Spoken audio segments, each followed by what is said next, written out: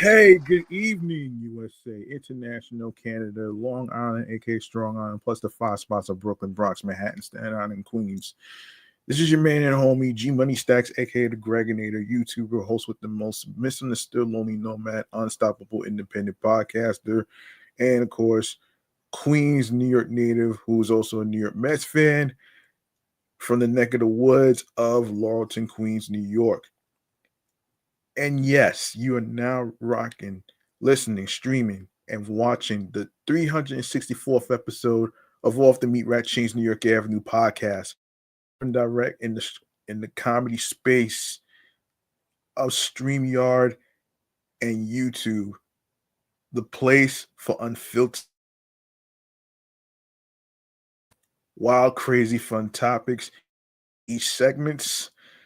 And if you missed out on any episodes whatsoever, don't worry.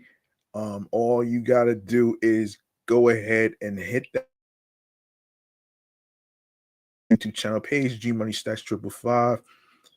Leave a like and a comment along with the topics being discussed. Tell me how you feel about the topics, and of course, enable alerts so you don't miss out on anything the the new episodes and alongside with the new live stream video podcast recordings. In case you don't know, for podcast ep- podcast episodes, um, for visuals, the word live on there. You click on there and you're gonna see all the episodes already uploaded and posted to the YouTube channel page. All right.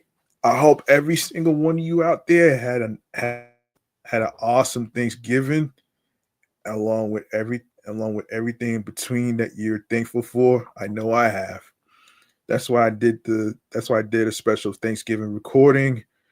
I didn't have too many things to be thankful for, but there's a variety of little things that I'm thankful for. If you want to check that out, you can check out episode 363, which will be dropped off on Monday, actually. So, so yeah, there you have it right there. Um, we have some sad news in the New York City transit community that we need to start off with. Um, so um, it's an announcer. So I want to actually get started with this though, man. The New York Mass Transit Files, man. Let's do this.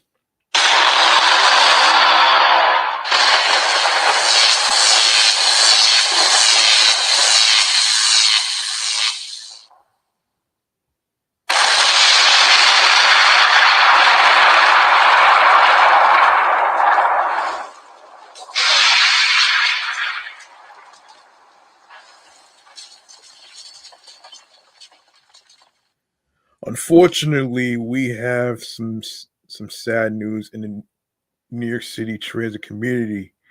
This involves an announcer. So here's what's happening here, according to the folks from amny.com. Um, this announcer's name is so.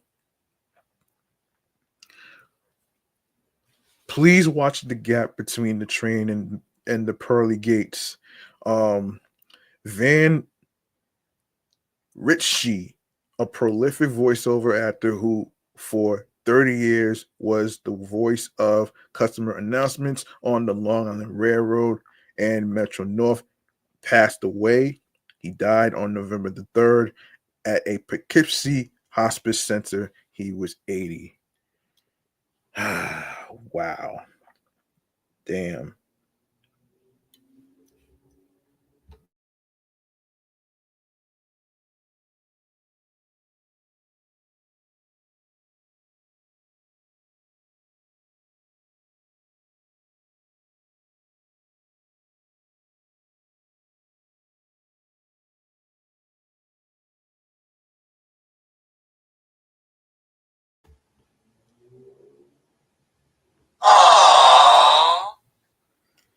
Yeah, that part.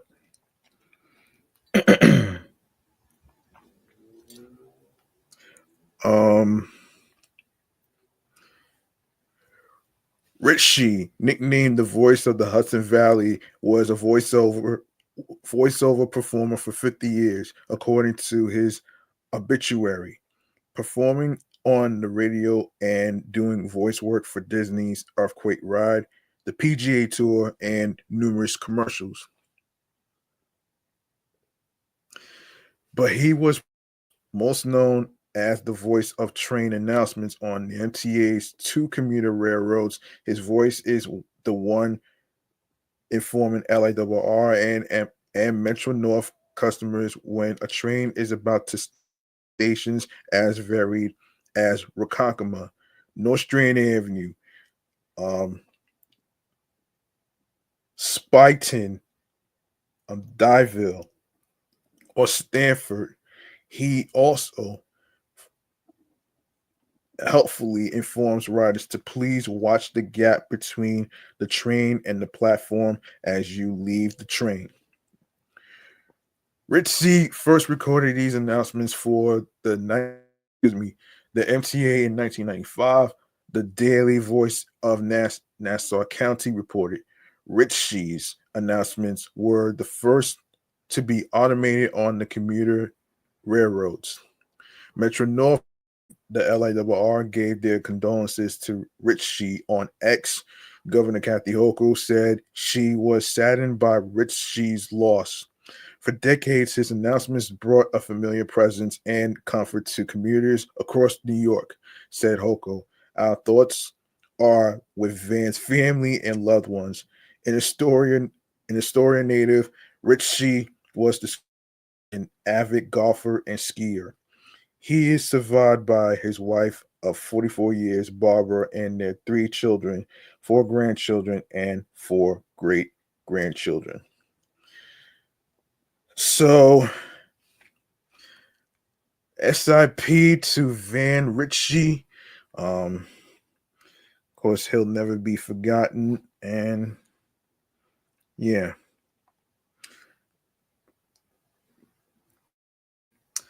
All right. So let's get into something recent. Actually, hold on. Something recent. Actually, not recent. This was over the summer actually. So let me. Yeah. Anyway, next we have the Department of Transportation officials relaunch a campaign to combat reckless driving at Yankee Stadium this week. Speeding ruins lives. Slow down is a $4 million multi-platform, multilingual Vision Zero ad campaign that warns drivers about dangerous behaviors like speeding. According to DOT, auto accidents have occurred at higher rates since the beginning of the COVID-19 slamdemic. Wow. Ads will appear at both Yankee Stadium and Citi Field, as well as other media channels, billboards, bus stops, Link NYC kiosks, and gas station pumps.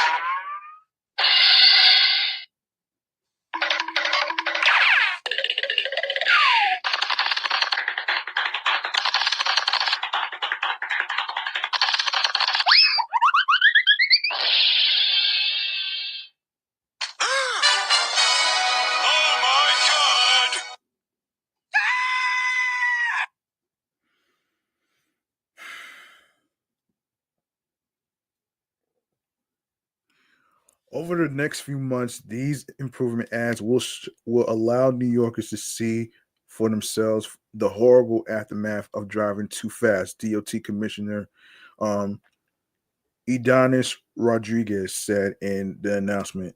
Part of the campaign's focus is reaching harder to reach demographics. Those include men specifically, who, accordingly to DOT, more likely than women to get into serious car accidents. Motorists have been known to speed in the Bronx. In 2022, an initiative to speed cameras throughout the city resulted in more than 435,000 violations in the Bronx from just August through late December of that year. The total amount charged a staggering $21.7 million. The Bronx was third in total violations count during that time period, following Queens. More than 1 million violations, $53 million, and Brooklyn more than 949,000 violations, $47 million.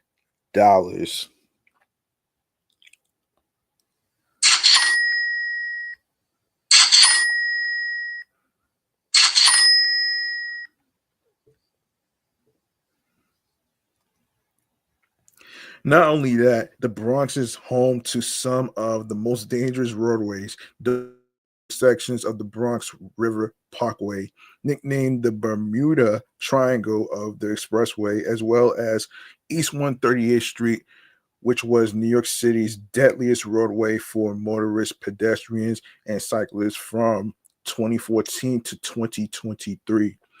This campaign is unprecedented in the extent of its outreach, directly reaching tens of thousands of sports fans, in more communities, covering more community and ethnic media, and speaking to New Yorkers in 13 different languages, Rodriguez said.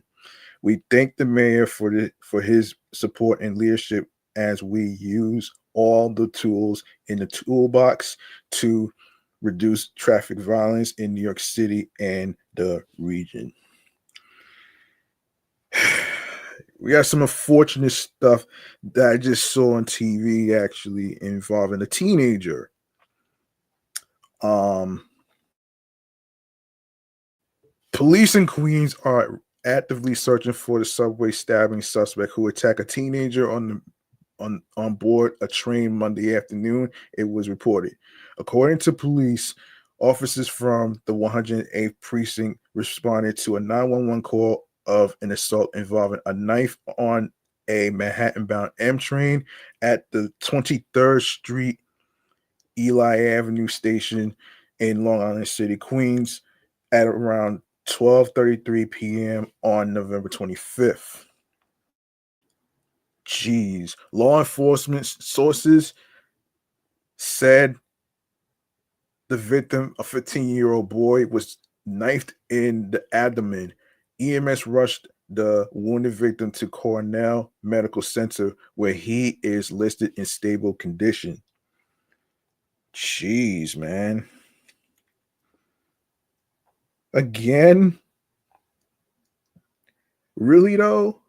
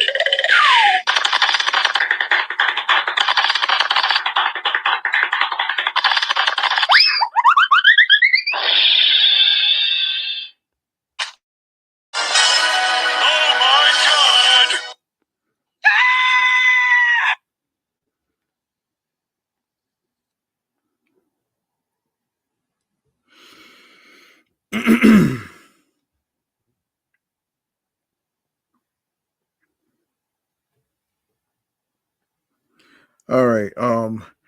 Meanwhile, police are actively searching for the suspect who fled the scene on a Manhattan-bound train, according to Citizen. Police said the suspect is also believed to be a 15-year-old boy who allegedly got into a verbal dispute with the victim before the stabbing occurred.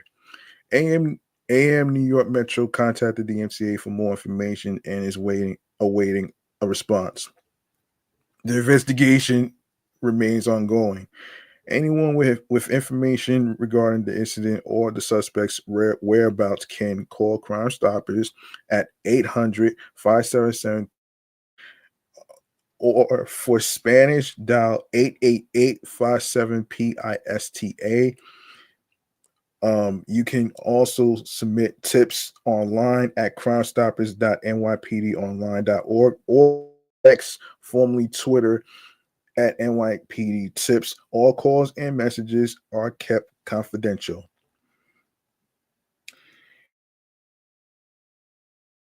Um, we got Uber.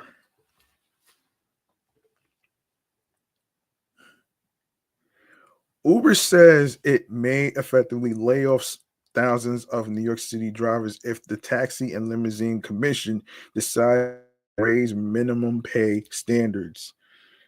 In a Monday evening blog post, the rideshare giant argued that the city's first in the nation minimum pay rules have made their service too expensive, leading to a decline in trip volume. Uber warned that further increases in pay would come at the cost of many drivers' ability to use the app. It's time for our governing bodies to wake up. Uber seniors economist Rodrigo Moser wrote in the post on Medium, which was shared with AM New York Metro ahead of its publication. You can increase prices all you want, but if fewer people are taking fewer trips, you end up hurting the people you are trying to help. Damn, son. Damn, that's crazy. That is crazy. Man, that's the craziest shit ever.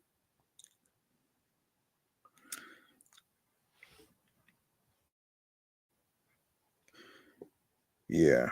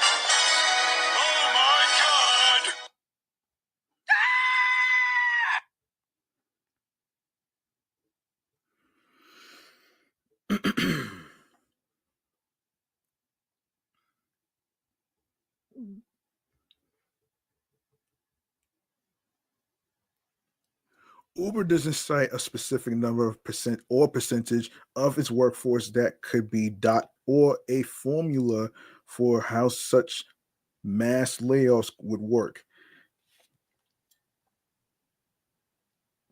But a spokesperson for he said that depending on the size of the increase, thousands of drivers could be permanently deactivated from the app. The TLC is expected to announce new pay standards this month for drivers in high volume services, which encompasses only Uber and Lyft. Uber is already pushing the TLC to lower per mile rates paid to drivers by 6% from a dollar 36 to what it wait a minute. You must mean $12.77. Shit. Company says pay should be reduced to reflect fuel costs borne by drivers, such as lower prices for gas and used cars, and an overall reduction in inflation compared to previous pay schedules. What's more, the company accuses New York City and state regulators of festooning riders with disproportionately high taxes and fees compared to passengers in other cities. 13.9% of fares for an average trip in New York go to these fees, such as a $2.75 congestion surcharge to enter Manhattan below 96th Street compared to 9.2% in Chicago and just 1.3% in Boston, the company says.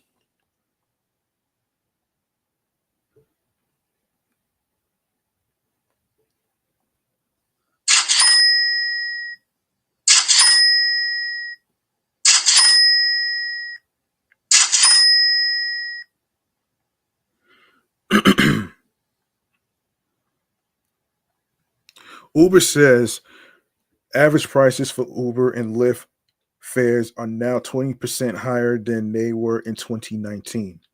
This culminates in a year over year decline in trip volume for the rideshare giants this September, the first since 2022. The highest declines were clocked in the Bronx, Staten Island, Eastern Brooklyn, and Southern Queens. Unlike most cities that have adopted a minimum pay rule for rideshare drivers, New York relies on a complicated formula called the utilization rate, which measures how much time drivers carry passengers versus their total time on the road. If the utilization rate is higher, then drivers are supposedly picking up more fares, and the apps can pay lower per minute and per mile rates to their drivers under the city's rules.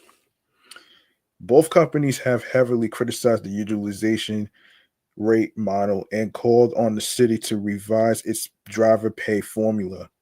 But criticism is far from all they've done in protest. On both Uber and Lyft, drivers this summer frequently found themselves locked out, unable to accept rides for hours or even days at a time. The TLC and drivers accused the companies of doing this to juice the utilization rate and thus reduce the amount of minimum pay needed to cover expenses like gas and car maintenance. A city broker deal to end the lockouts increased theirs even as Uber decreased its reliability on them, something drivers have called illegal collusion and urged federal regulators to investigate. Person said the TLC expects to unveil its new pay rules and rules to prevent lockouts by the end of this year. The agency has also hired an independent analyst to study drivers' expenses, and the spokesperson called Uber's posting full of cherry picked data. What's more, The drivers who are laid off could be the same ones the company recklessly onboarded in 2023 after the TLC lifted its for hire vehicle cap, the agency says. Nearly 85,000 drivers were dispatched by Uber and Lyft this May, a more than 10% increase over February 2023. Uber recklessly onboarded thousands of drivers for many months, only to lock them out in an effort to pay them less. We haven't yet introduced rule amendments, but they appear to be already threatening to deactivate the same hardworking drivers if they don't get the results they want, said TLC spokesperson Jason Kirsten. We have hired an independent contractor to study driver expenses and we will see what the study finds before accepting cherry-picked data. Um, Baravi Desai, executive director of the New York Taxi Workers Alliance, noted that over 5%, while TLC data shows the percentage of fares paid to drivers for both Uber and Lyft has declined since 2019. She accused the company of lying to the public ahead of the critical decision on pay regulation. Uber is straight out lying and using scare tactics to hold drivers hostage to poverty, said Desai. Uber relies on an oversaturated get an advantage in being the mode of transport that catches the fare. Uber needs the drivers. The show it's putting on now is because they don't want to pay the drivers. It's pretty simple. Another driver group, the Independent Drivers Guild, noted that in a survey of its drivers this summer, the vast majority reported reduced earnings, increased stress, the trouble paying rent and bills this summer amid the lockouts, all while working longer hours on the road. Uber said, no, Uber is dead wrong for trying to avoid paying drivers a uh, minimum wage, said IDG President Brandon Sexton. No industry should be allowed to exploit workers by paying less than the minimum wage. Uber keeps grabbing more and more of the fare while they try to starve drivers. Damn, son. So, yeah. All right. All right. Let me know in the comments how do you feel about about this topic regarding Uber and Lyft not paying their drivers and the and the problems going on behind it. Let's see. Let's see. Let's see. All right. So we have another issue. Police brass say they are continuing to zero in on criminals bringing weapons into the subway system, with NYPD's chief of transit noting that their job is being made harder due to recidivism, pointing to the repeat offender who slashed three people at a Queens station last month as an example. Nevertheless, subway crime is down, having fallen 6% so far this year. NYPD Chief of Transit Michael Kemper, the head NYPD honcho overseeing the subway, told AM New York Metro in June that the decline can be attributed partly to the surge of some 1,000 extra cops into the system. With the bolstered ranks, police officials say they have prevented crime by taking out of taking weapons out of the hands of criminals. Furthermore, they have caught criminals at turnstiles through fare evasion enforcement.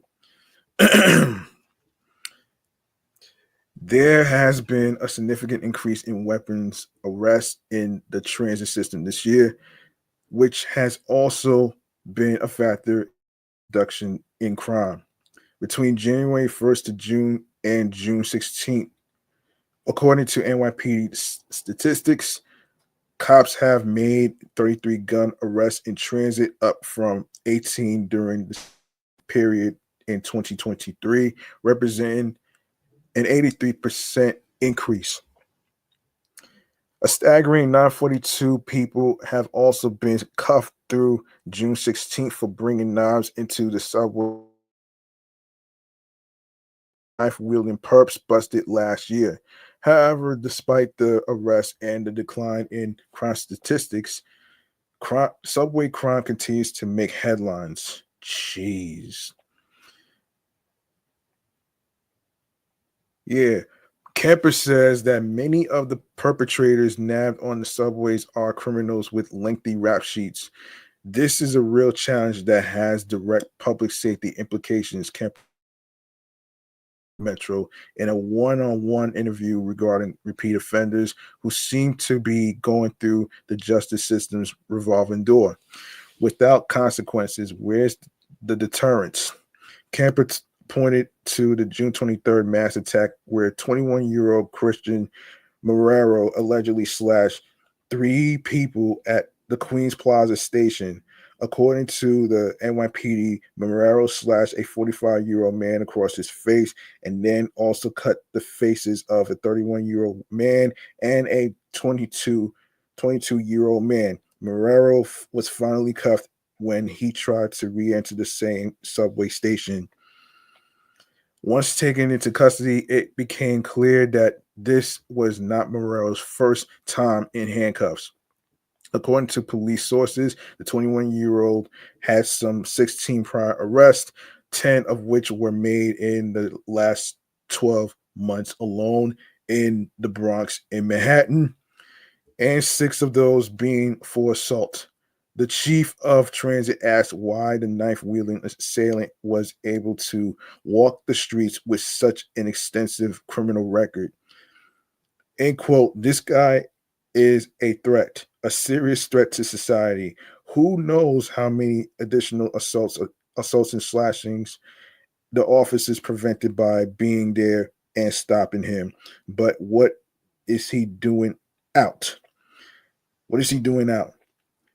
What are we waiting for? Campus asked.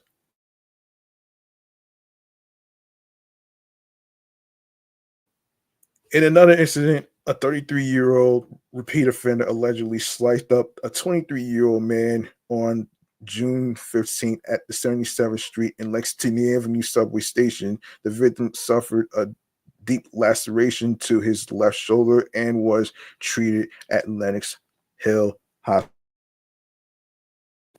Damn, son. Damn.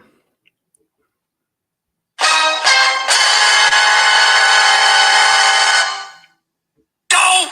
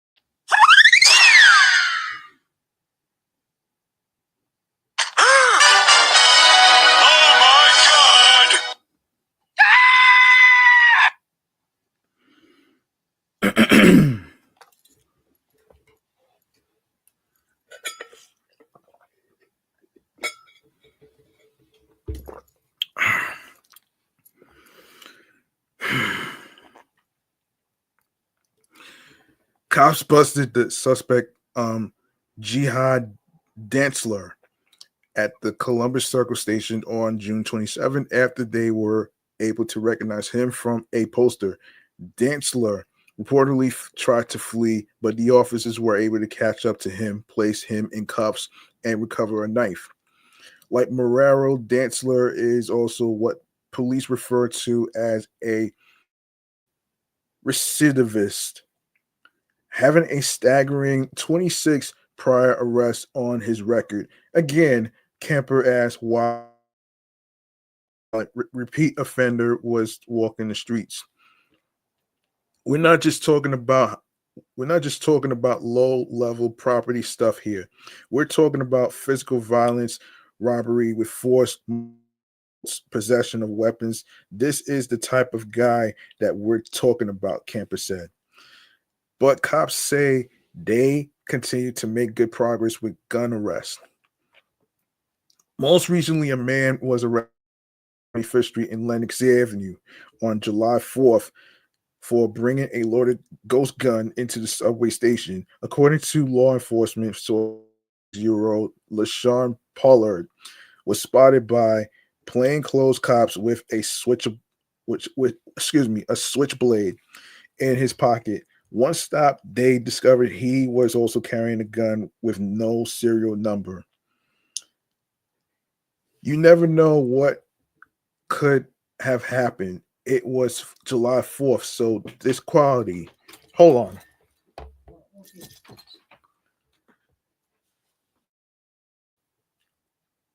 Yeah, this quality of life stops really work, arresting Officer George Bermudez said. Camper says that it is gun busts like these that make him continue to champion having additional cops in the subways. He said he will also remain outspoken about recidivism. At the end of the day, public safety is our top priority, Camper said. Why are we forced to arrest certain people dozens of times? Let me break down what recidivism is based on, actually, so you folks at home can actually understand.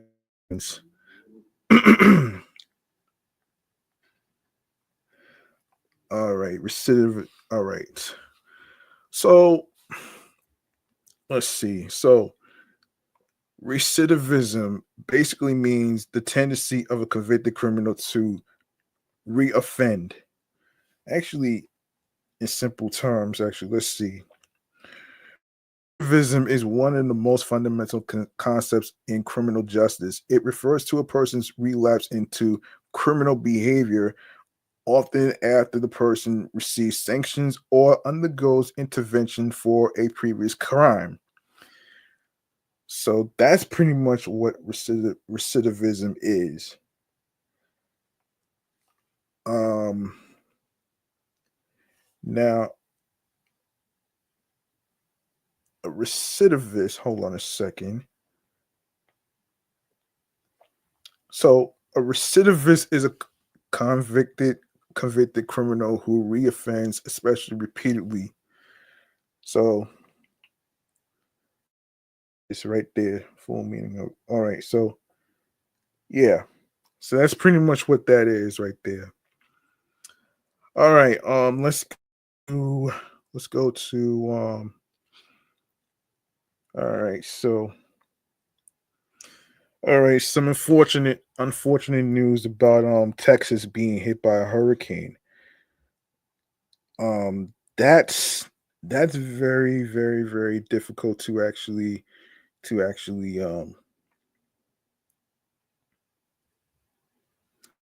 be difficult, man. You know what I'm saying? To to to go through this. So um yeah, I can imagine how the people are feeling who power and their homes being damaged, floods. Man, it is terrible though, man. Especially when it comes to the struggles where people in Texas are actually scrambling. So here it is, chatting all the jazz.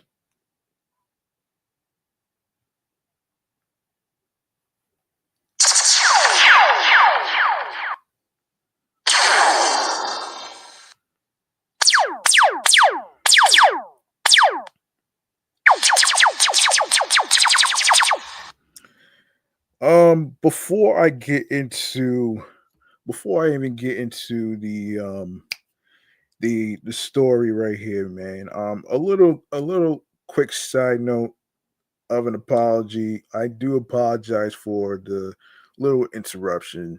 Um the little interruption. So excuse my mother. She was coming in and she didn't know that I was recording a podcast episode. So I do apologize for that interruption. So no biggie. All right. Um so let's see. Let's see. Come on, man. Let's see. So, according to the folks from USA Today, here's what's happening here. Crystal Crest and her two children slept in their car on Tuesday night. It was the only place where they could get some cool air near their home in Tomball, Texas. All the hotels in the city of 12,000 people northwest of Houston were fully booked, and their home, which hasn't had power since Monday morning, was over, 90 degrees after nightfall. After nightfall, pretty much everybody in my neighborhood is sleeping in their cars right now because it's just unbearable. Crest, age 41, told USA Today on Wednesday, "We can't sleep in our homes. Official caution that sleeping in a parked car with the engine running carries the risk of exposure to carbon monoxide exposure and even poisoning if the exhaust system is defective or the vehicle is in a poorly ventilated place, such as a garage."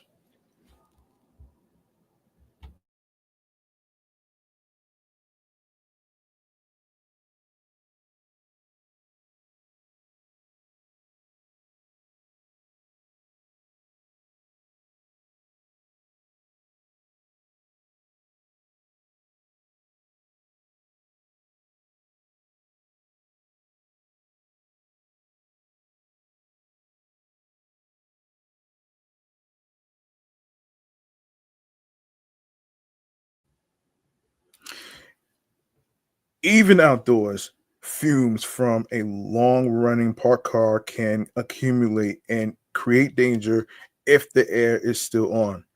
In addition, there's an increase of being assaulted by someone or getting hit by a moving vehicle when sleeping in a car.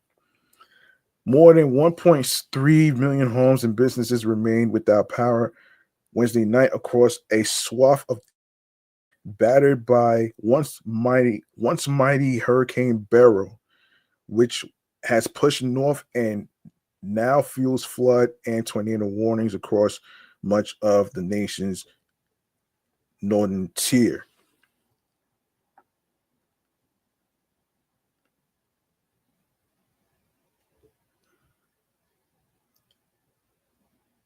This is very scary. Very scary.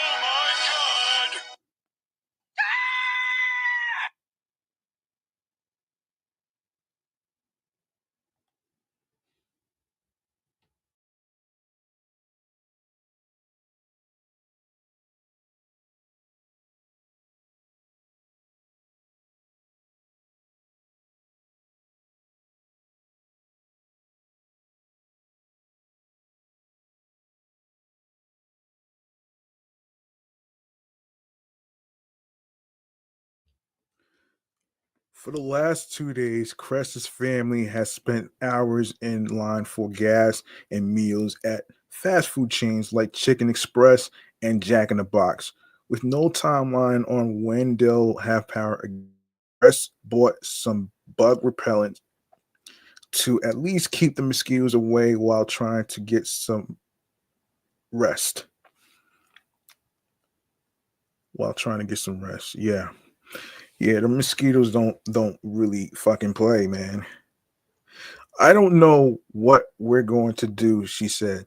I guess we'll keep sleeping in the car until the power comes back on.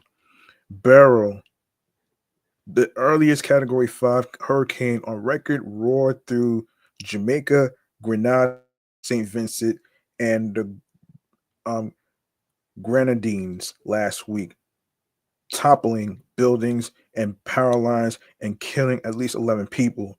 In the U.S., Texas took the brunt of Beryl when it stormed ashore early Monday as a Category 1 hurricane, prompting closures of the largest ports in Texas, including the port of Corpus Christi.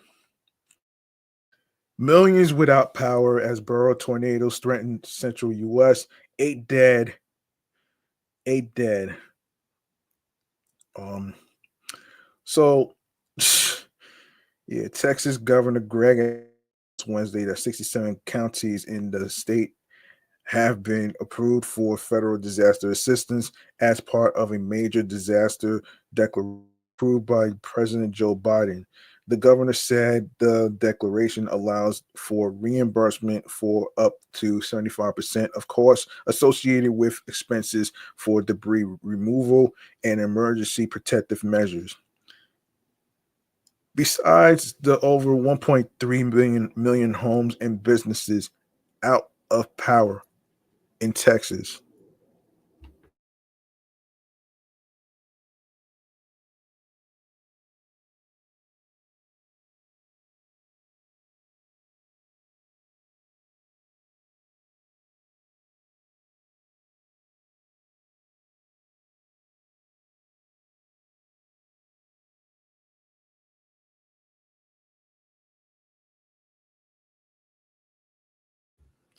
Another 43,000 were going without power in Michigan, Pennsylvania, and New York as Beryl made its way north.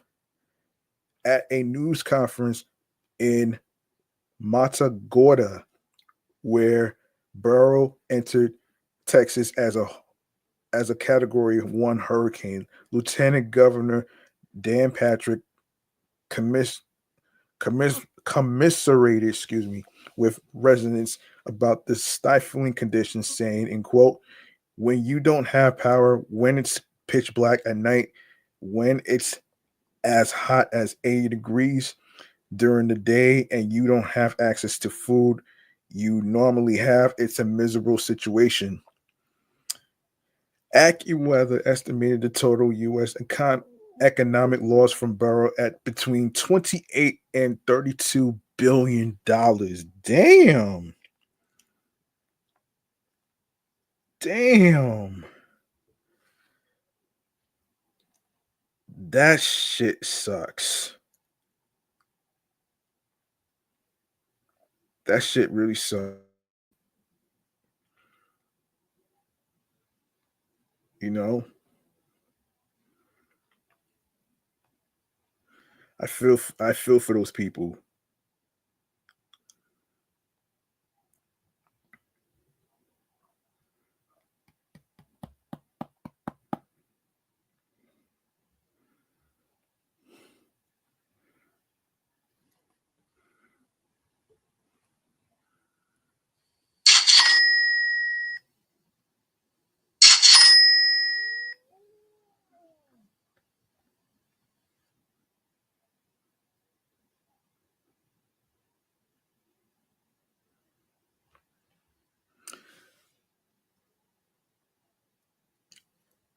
This figure includes direct damage from the storm, job and wage losses, interruptions of the supply chain and flight delays and cancellations.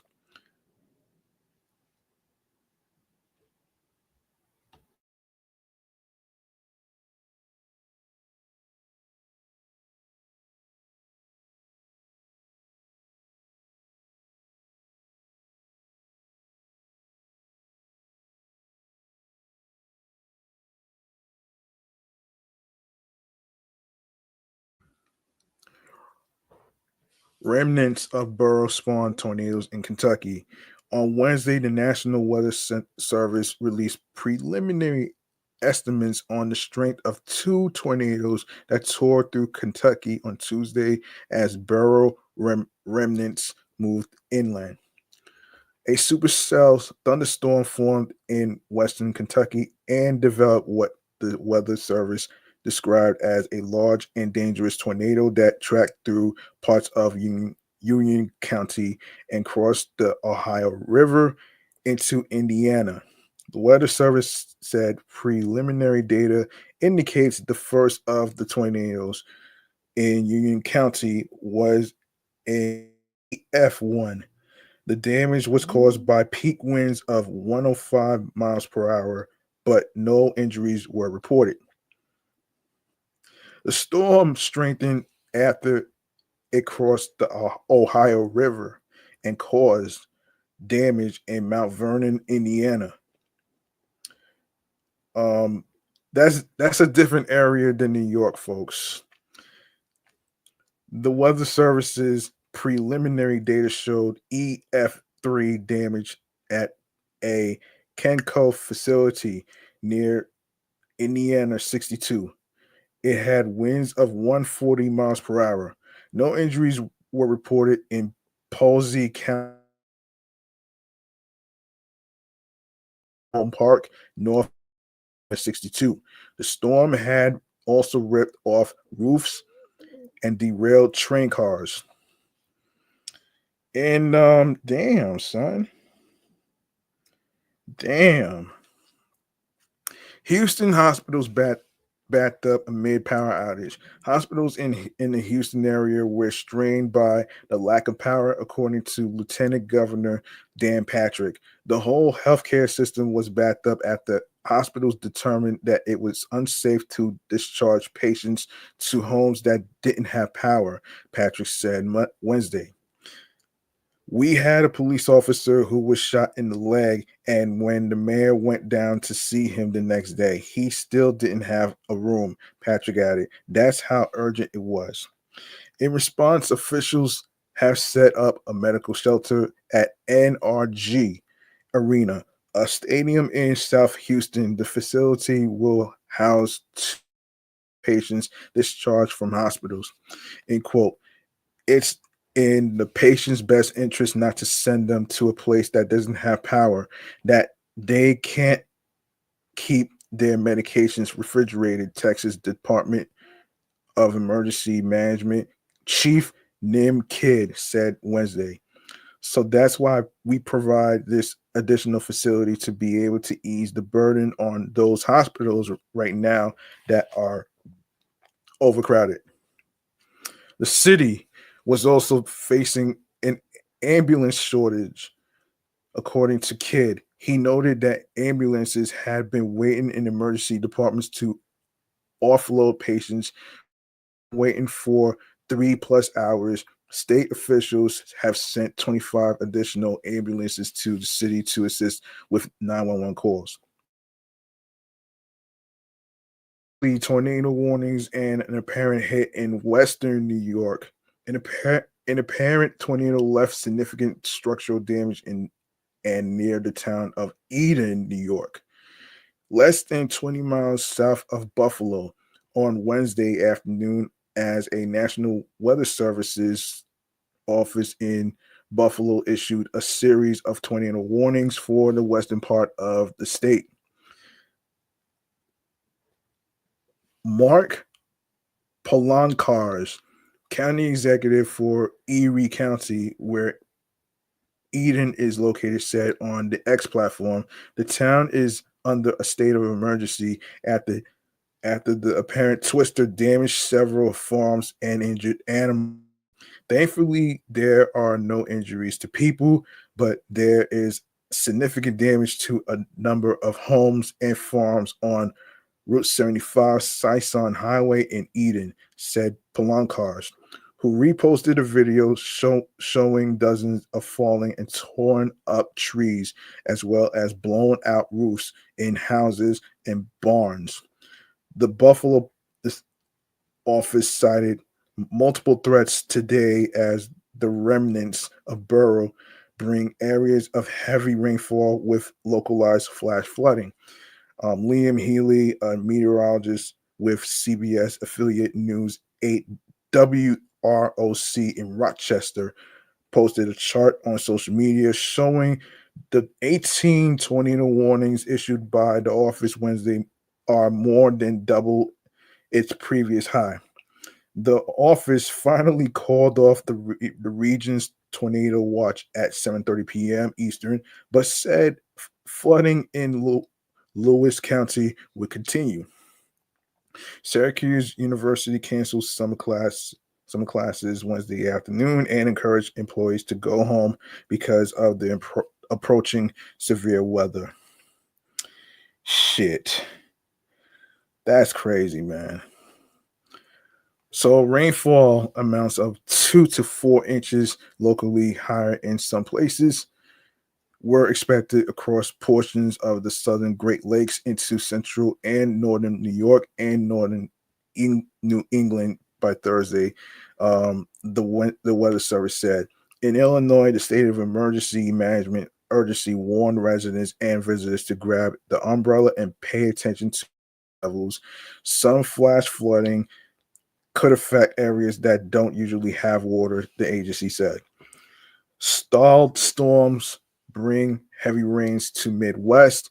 The march across land helped weaken Hurricane Beryl to a post-tropical cyclone, but the storm remained dangerous Wednesday. The National Weather Service issued flood watches and warnings across parts of Illinois, Indiana, Michigan, New York, and New Hampshire. Stalled thunderstorms Tuesday brought weather havoc from Missouri to Indiana, Ohio, and Michigan. Rainfall of 2 to 4 inches was common, and some areas had up to a foot rain. Areas in and around Chicago were swamped by heavy rains.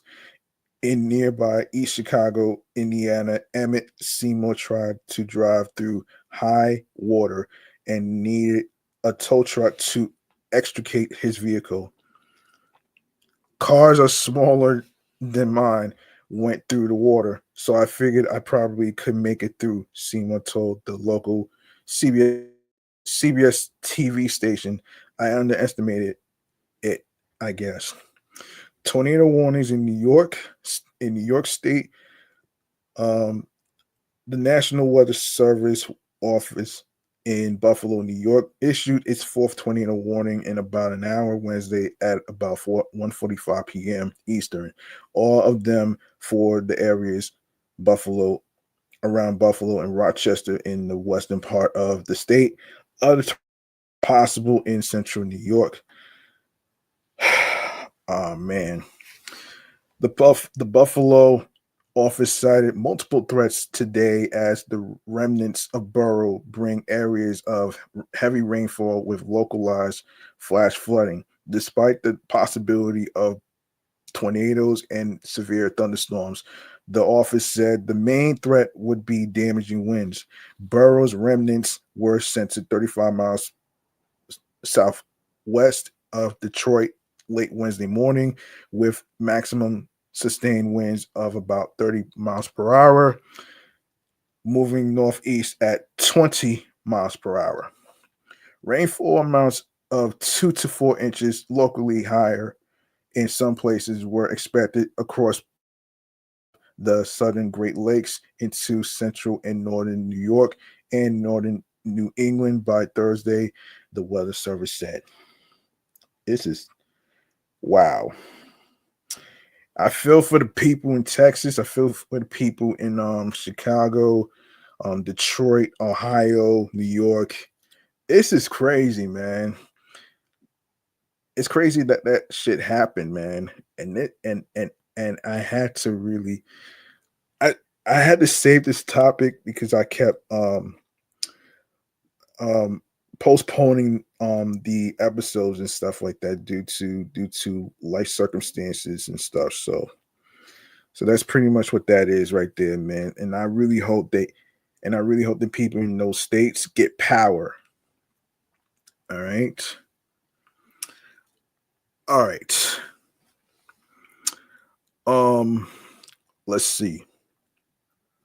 Let's see.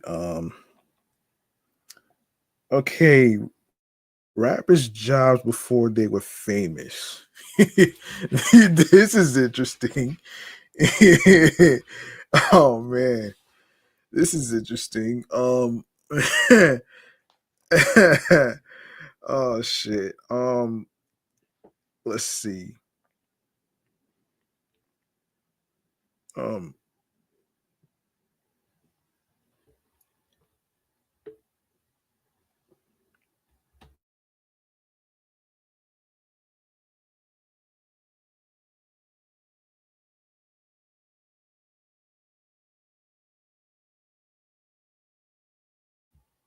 all right, this comes from the folks from Double XL Mag. Some of your favorite rappers are rich and famous now, but they started from humble beginnings when it came to the job they had before acquiring wealth via the music industry. Method Man worked for Liberty, and Ludacris was a disc jockey being taken off as an MC. Rick Ross infamously worked as a correctional officer in Florida. Even some favorite newer artists had to get it how they lived before their music careers took off by working mundane gigs. Much has been learned about her since her breakout year in 2022, including the fact that she was a volleyball player in high school. Before she was calling men munches, she was helping them get their munch on as a worker at Wendy's. She also had a gig at Gap before finding fame. There has been no shame in Cardi B's game when it comes to prior to her come up on Love and Hip Hop New York. She worked at Club Lust in Brooklyn in Brooklyn. In 2018, she voiced support for the club after it shut down after the club's owner, Imran Ja Jarem, claimed. Hang on a second.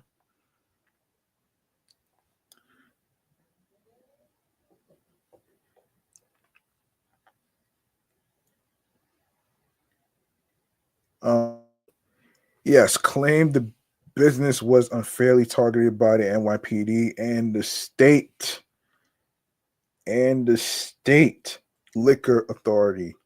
Playboy Cardi moves to the beat of his own drum when it comes to his fashion sense.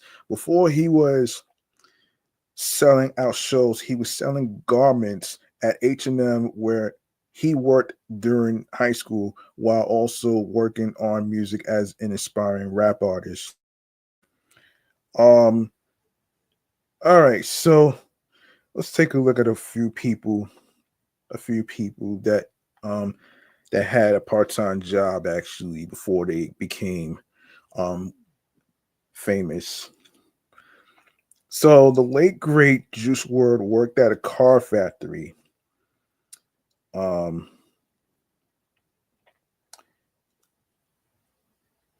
Before everything changed for Juice World when he signed a deal with Interscope in 2018, the late great rapper worked at a factory making car parts in Illinois. Glorilla worked at the drive-through of Checkers restaurant in Memphis during her senior year in high school in 2016 before becoming a rap superstar.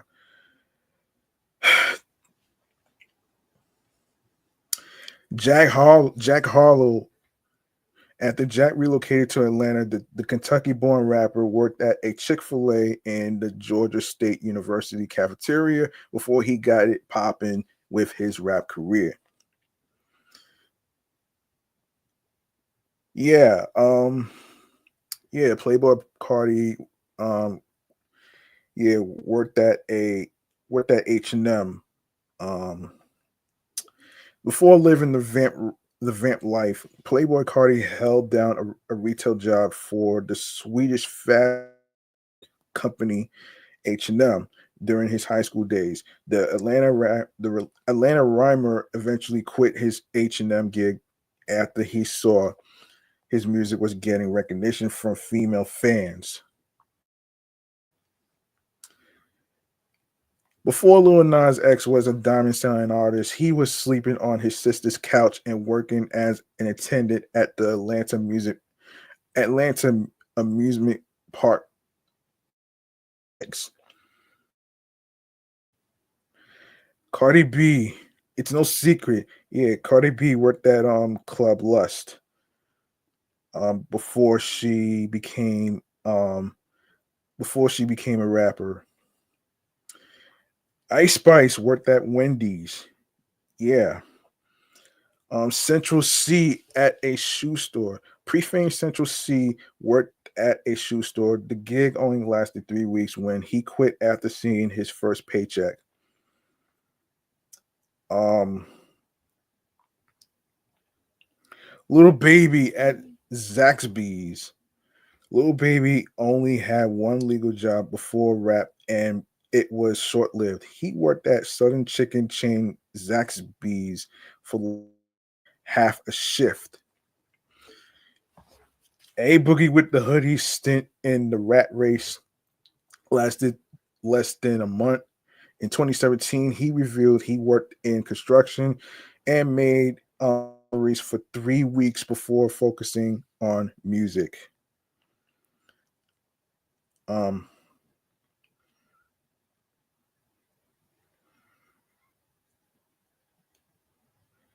yeah.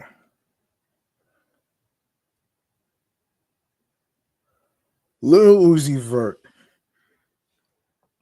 After Little Uzi Vert dropped out of high school, he got a job working at Bottom Dollar Food. It didn't last long as he quit only 3 weeks.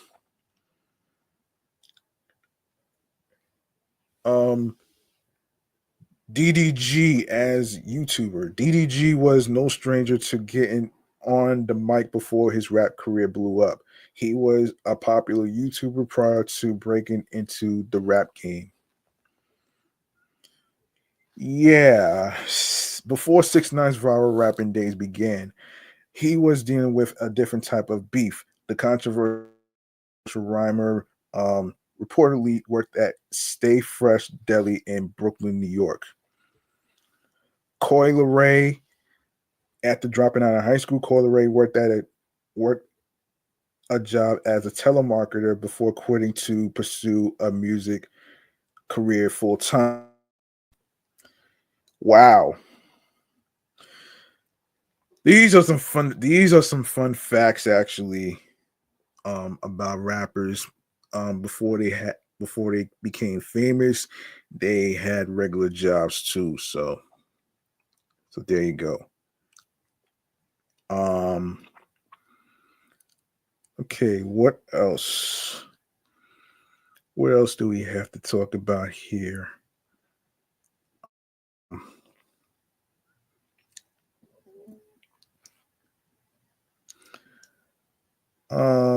Let's see. Let's see. Hold on a second.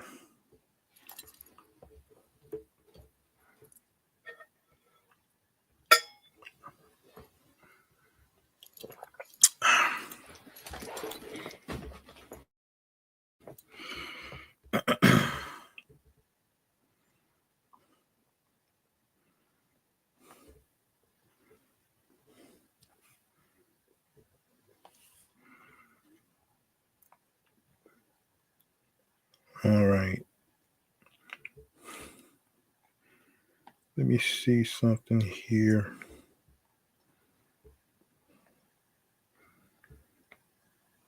Give me 1 second, folks.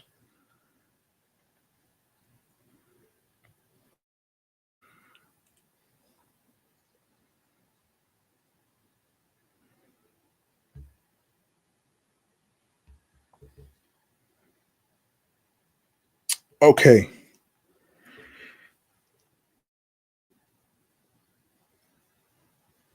we can talk about Casio 50. That's right. Casio 50. Okay, so two things actually. Um actually.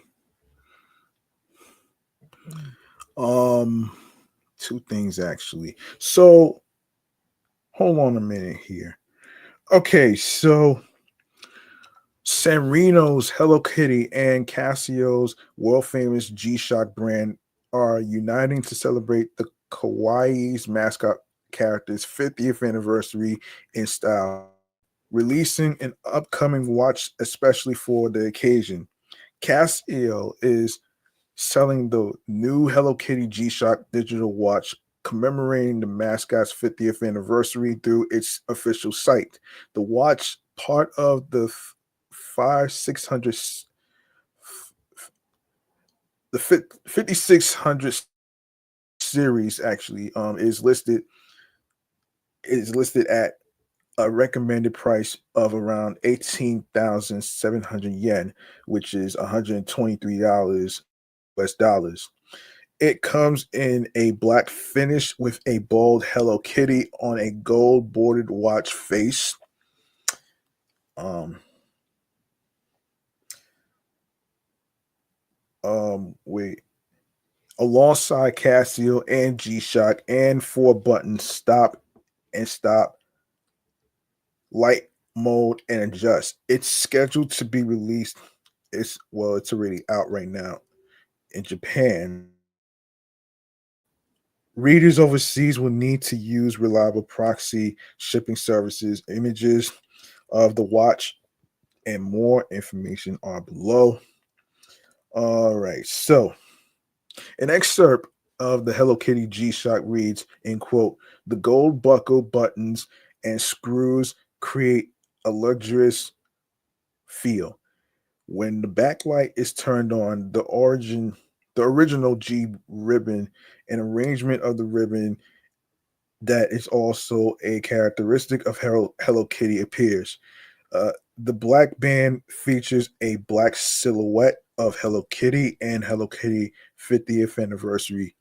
This special model comes with an original can package to commemorate the 50th anniversary of both, along with the engraved design of Hello Kitty's 50th anniversary. The timer is precise to 1 and 100 seconds from 9 and precise to a second from 1 to 24 hours. It has a fully automatic calendar to 20 atmospheres and has an approximately battery life of 2 years, while its timer is listed with an average monthly difference of 15 seconds. Hello Kitty has received numerous timepieces this year for her 50th anniversary. Sanrio released a pink Hello Kitty watch through its official store in April and another in May in collaboration with Angel Heart. It also partnered with iPod for a special blue Hello Kitty edition inspired by dolphins in June. Fellow Sanrio character Paka what is it? Pokako. No, hold on. Pochacho. Excuse me. I'm sorry. Pochaco. Pochaco celebrated 5th anniversary this year with a timepiece from popular watchmaker Psycho. Sorry for the pronunciation. Sorry for the mispronunciation. Pochaco. There you go. Another here's another one. Here's another one right here. So another yeah, hang on a second. So Casio celebrates its 50th anniversary with a new release, the Casio Ring Watch. The ring will be released and available for purchase on the Casio website. Although the exact date of the release is uncertain, we know that it is happening in the last month of 2024, which is December. The ring is set to retail at $120 and will be available in only one color for now.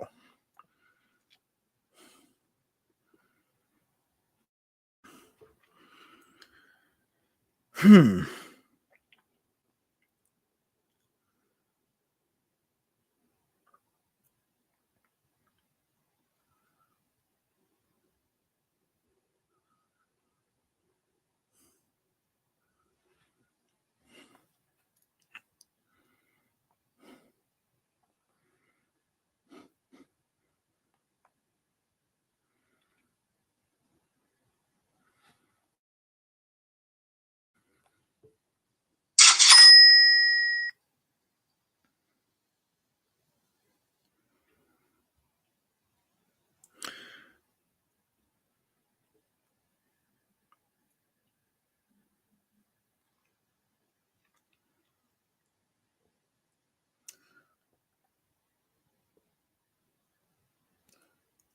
All right, so the history and technology behind the Casio Ring Watch. Ring watches are not something new. They have existed since the 1750s, but received recognition around the 1900s. What is so significant about this watch, you ask? Casio has shrunk one of their most notable designs into the size of a ring, and a fully functional watch ring at that too. This was no easy feat, and a lot of modern technology was involved. The frame of the watch was designed using a special method of metal processing. The procedure involved injecting a mixture of fine metal powders and resin into a mold. To do this, the case back, and the ring were molded into one piece. To attach the mineral glass, a special glass adhesive technique was used. Casio flaunts the fact that this watch is waterproof, making it easy to wash your hands without the hassle of taking it off. For now, Casio has announced that the ring is not available for all sizes. Three ring sizes would fit the watch. It fits a size 22 with two size adjusting spacers, 19 and 16 sizes. Ring watch features the case and bezel of the watch are made of stainless steel, which is what I have right now. Um,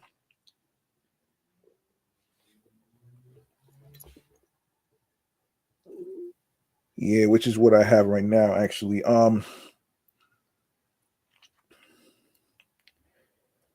Yeah, yes, stainless steel, and the case is 25.2 times 19 times 6.2 millimeters in division. Excuse me, in dimension. The glass of the watch is made out of mineral glass, which makes it water resistant. So the watch has a 7 segment LCD that does not only show the time, it also it is also designed to feature a dual clock, a stopwatch under, and an alarm clock. Um, all of these can be accessed by three small buttons on the sides of the watch. The Casio Ring watch is a fitting tribute to the brand's 50th anniversary. The watch is a testament to classic timekeeping and modern technology. This latest watch is set to push boundaries with its tiny but sleek design, impressive features. Keep a lookout for the release date, which will be happening in December. as I just said. You could also click on the notify me button to get all the updates on what's happening in real time. Um, so you can hold on a second. Hold on a second though. Luxury experience. So hold on a second. So there is a Instagram page actually, luxurious um by luxurious by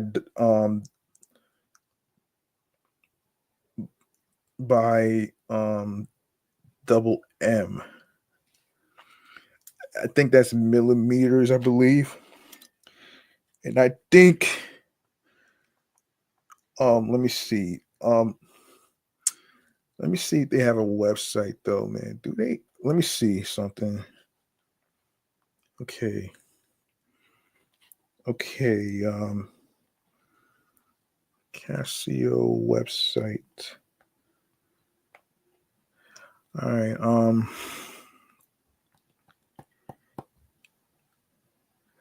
Okay, Casio website. Okay, so to find out when the when the when the watch ring is going to come out as far as the release date, you can go to www.casio.com. All right. You can go there, right? You can go to that website, check that out. And of course, you can also watch the 50th anniversary. Well,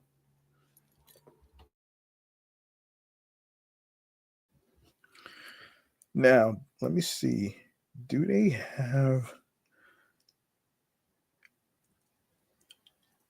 have a website?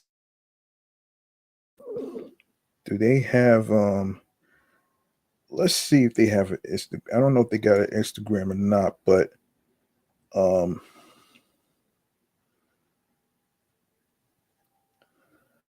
see. Let's see Instagram before I go on. Okay. Yes, they do have a website. So you can go to damn, let me see. So you can go to you can follow them. Damn, they got two.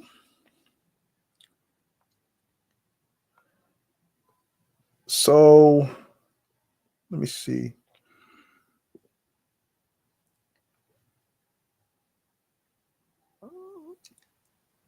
Yeah, which one it is? All right. Let me see. So global account. No, that's not it. So Casio USA, um, Casio underscore US. You can go follow them right there. Um, and you can also follow G Shock underscore Casio underscore official to keep an eye out on that ring watch. You know, I never thought I never seen anybody wear a watch as a ring before.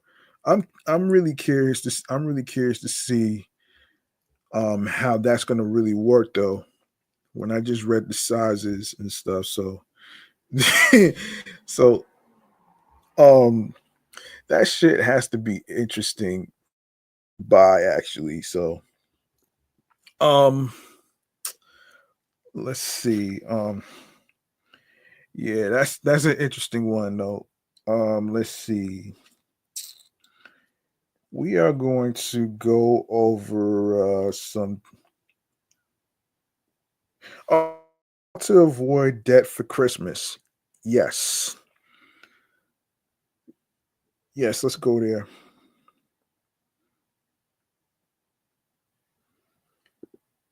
Yes, how to avoid that. Yes, so let's go there. All right. So this is from the folks from Surf Soul. All right. So give yourself the gift of a debt-free Christmas. This was posted November 25th of this year. The average American spends $1,000 on holiday gifts, food, and decorations, but you don't have to ring in the new year as an exhausted and overstretched elf. Here are a few quick tips to help you celebrate respect. First off, set a budget and stick to it. Santa may have to give gifts to the whole world, but you don't. Some financial experts recommend spending no more than 1% of your annual income on presents, decorating, and travel. For example, if you earn $50,000 a year, you shouldn't spend more than $500 on holiday expenses. Free budgeting apps can track your holiday purchases, showing exactly what you spent and how much you have left. And even if you are spending more than usual, don't forget to make payments on your existing debts during the holidays. Okay.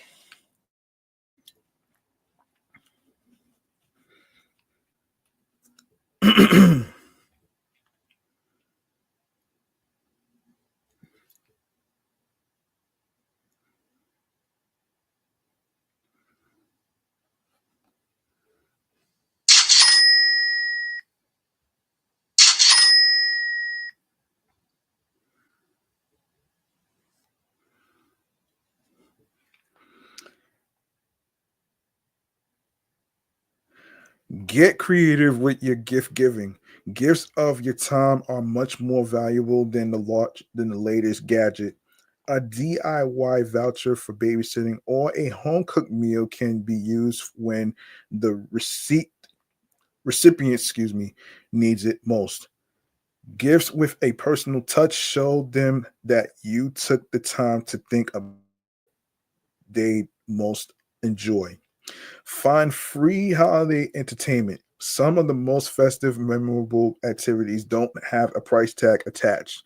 Embrace community events like tree lightings, choir performances, and holiday parades. Get creative with treat baking, card making, crafting, or movie marathons.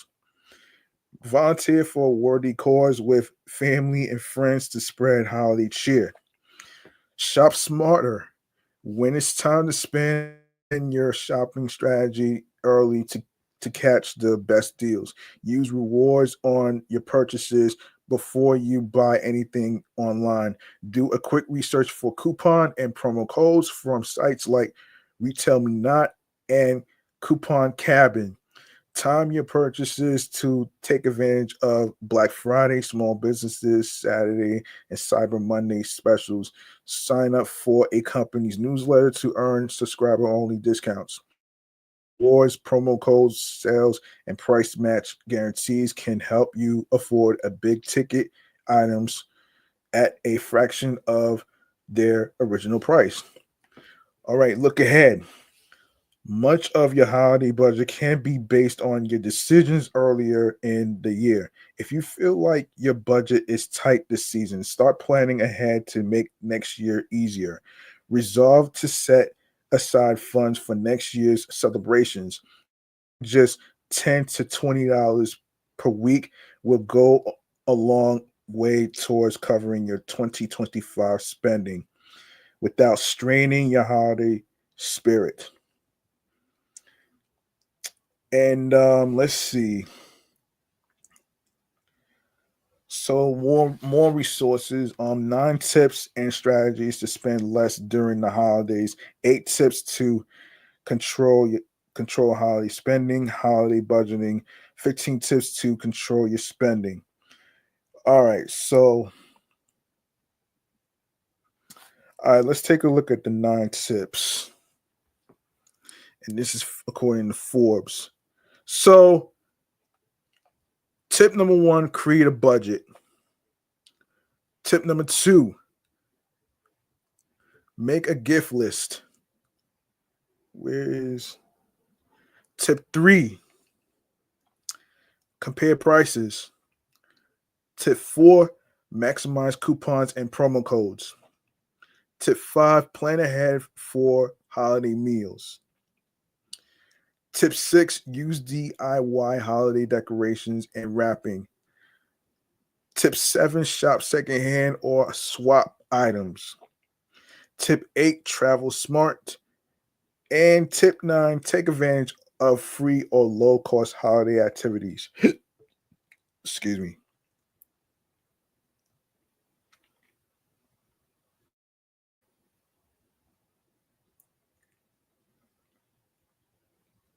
All right. All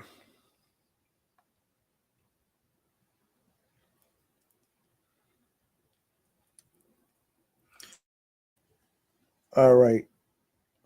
So let's see. All right. So 8 tips. First, set holiday spends. That's number 1. Number 2, make your own naughty or nice list. I can't believe that shit's still a thing, man. Number 3, be realistic about your budget. Oh shit. Number 4, become a coupon and coupon code collector. Number 5, give the gift of your time. Number 6, build better spending habits. Number 7, provide personalized gifts. And number 8, organize group volunteering, not holiday parties. All right. Um, and all right. So another idea is um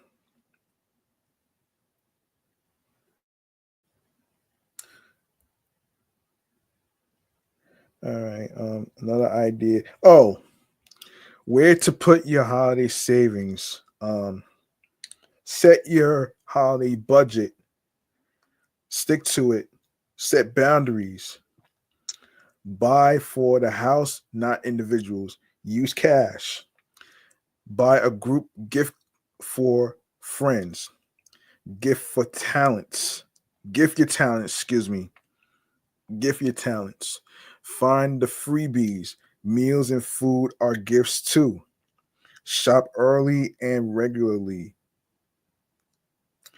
stick to the list, don't get all the shiny new things. Um, Try non-traditional stores. Get crafty. Frequently asked questions. Oh, yeah. So there you go. There you go, right there, man. And these tips are from USA Today. This is from USA Today. This is from Investopia. No, excuse me, Investopedia. And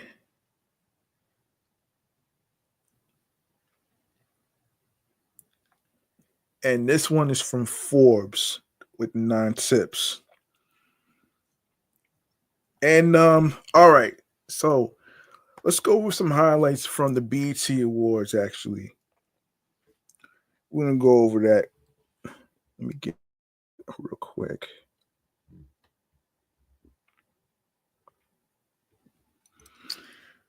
All right, so 7 best moments from the 2024 BET Awards. Taraji's Kendrick spoof, Childish Gambino's call out. Oh wow! So this is from the folks from Billboard. Oh Lord. Kendrick Lamar's Not Like Us may have been a clear favorite of the audience inside the Peacock Theater in Los Angeles, California, which took place June 30th. But the 2024 BET Awards were more concerned with highlighting that different type of us that make up global blackness. Between the worlds stopping Kendrick Lamar and Drake ground beef, a black country boom led by Beyonce Shabuzi and rap touring Renaissance, featuring Travis Scott, Nicki Minaj, and Megan Thee Stallion. 2024 has been stacked with defining moments in contemporary black music.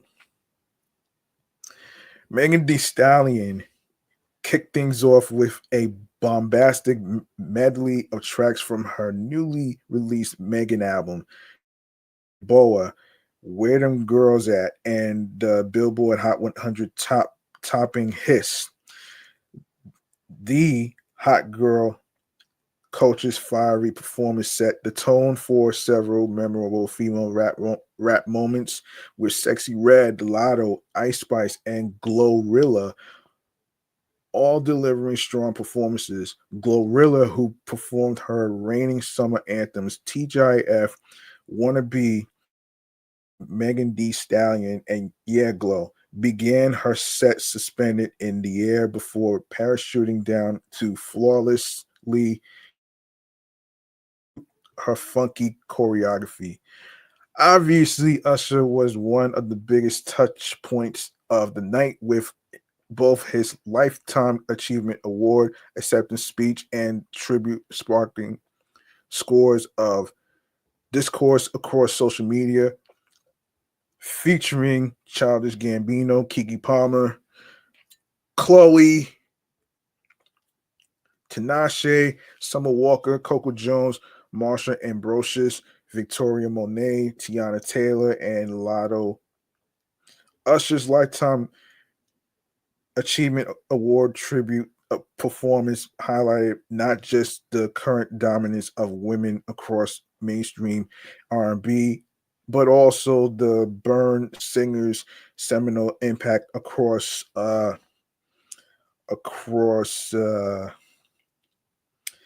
dance and music. A bulk of the awards were handed out off screen.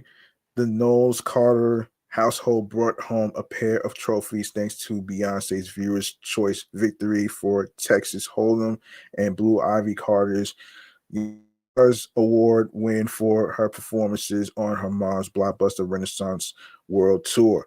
Nicki Minaj took home Best Female Hip 8th year. Kendrick Lamar won Best Male Hip Hop Artist for a record extending 7th year. Chicago Sky rookie Angel Reese reigned as Sportswoman of the Year. Was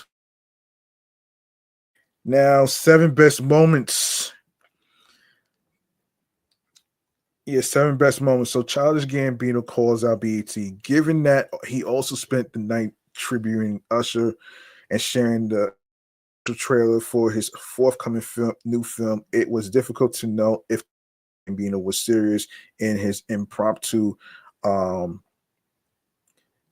I am Bass of BET. The Emmy and Grammy winning multi hyphenate whose new Latonia single is which already took place July 2nd, quit that he has more Grammys than Will Smith, but the same amount of BET awards as Will Smith as Sam Smith. The Mr. and Mrs. Smith actor was correct in that assessment, highlighting some curious kinks in how the BET Awards honor and celebrate left of mainstream television, films, and hip hop music. There were some heads nodding along in the process, but the crowd wasn't exactly jumping at the chance to agree with Gambino and ride for him. In fact, most people were preoccupied with the random jab at Sam Smith. This wasn't the only time a quip landed with a resounding thud during the telecast, but having a brick right before the album of the year winner was announced was clearly far from ideal.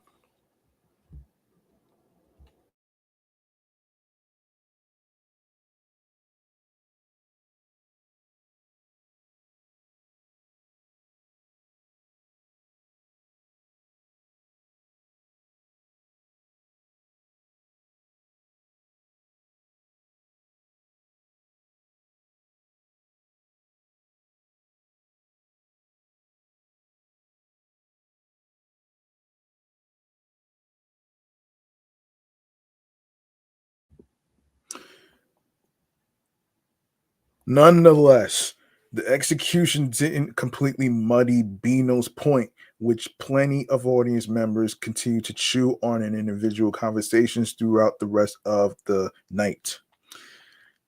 Number 6, Tyler unites the diaspora and skill being. A two-time winner at this year's show, Best New Artist and Best International Act, Tyler would have had a near perfect night, even if stage. Again, this is Tyler we're talking about. Of course, the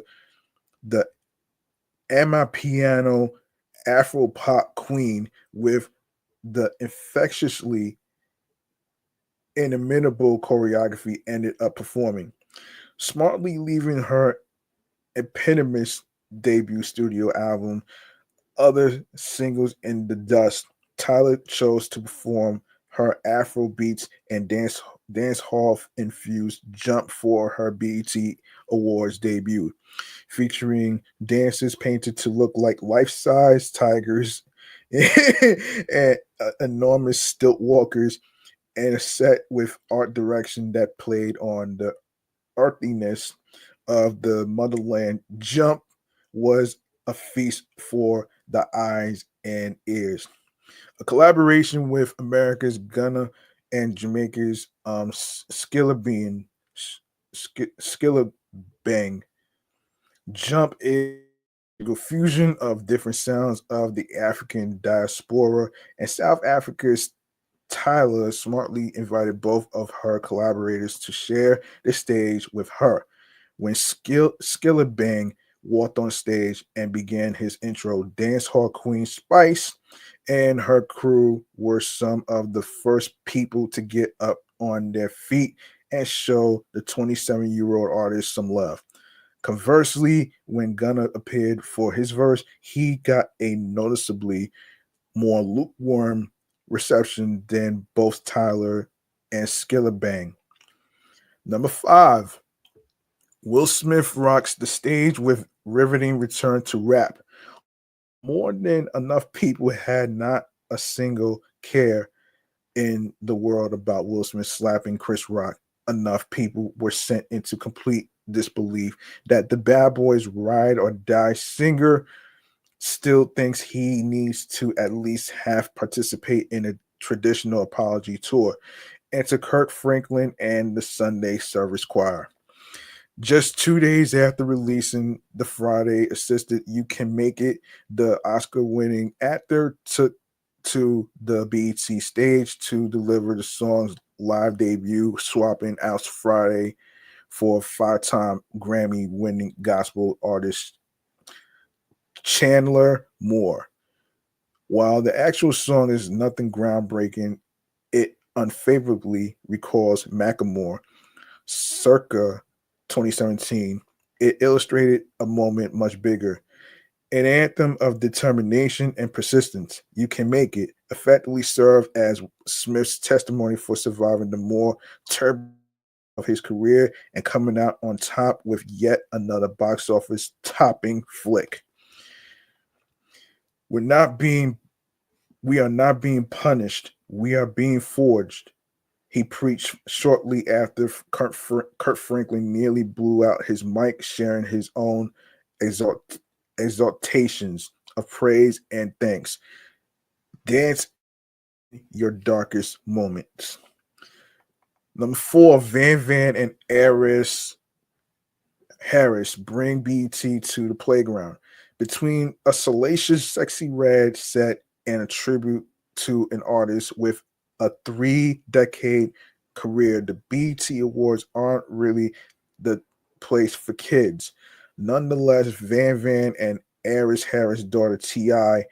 and Tiny brought every adult in the room back to their elementary school days. The 2-pint-sized performers rocked the crowd with BU, effortlessly rapping, singing, and dancing along to the anthem of individuality.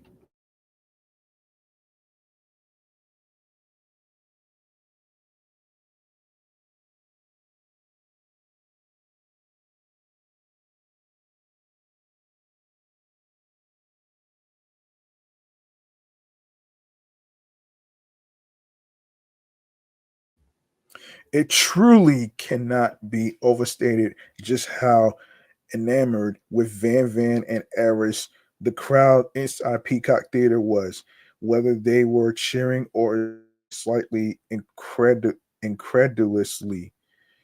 There was a smile plastered on every face in the crowd as these two black girls carved out space for themselves and all in hip hop right before our very eyes. Number three, Taraji P. Henson popped out and showed going into the or BET Awards whether or not Kendrick Lamar's "Not Like Us" would be referenced was a no-brainer. The real question was how often people would call back to the Mustard Helm banger.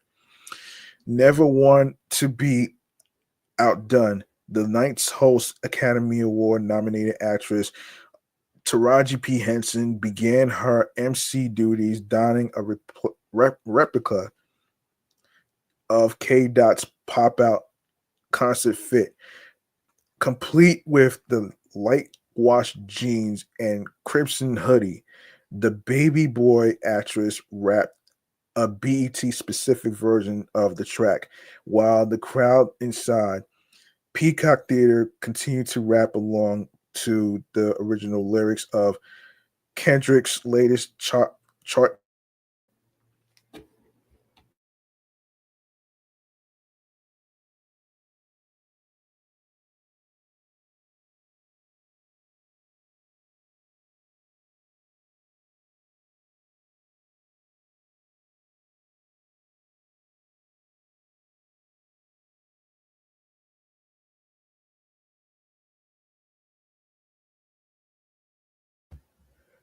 With her backdrop dancers riffing on Kenny's pop out concert dance moves and a pitch perfect of those final ad libs, Taraji delivered the second best thing to the real Kendrick Lamar.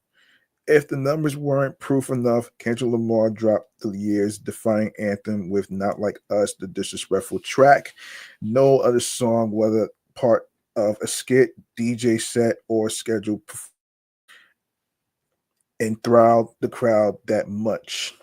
Number two, Black country artists hit the main stage.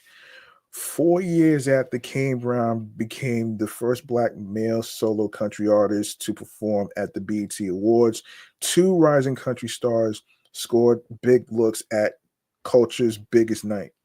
For her, for her on the BET Amplify stage, Tanner Adele, who featured on Blackbird and laid background vocals for American Requiem on Beyonce's Billboard 200 topping Cowboy Carter earlier this year, delivered a medley of her breakthrough hit Buckle Bunny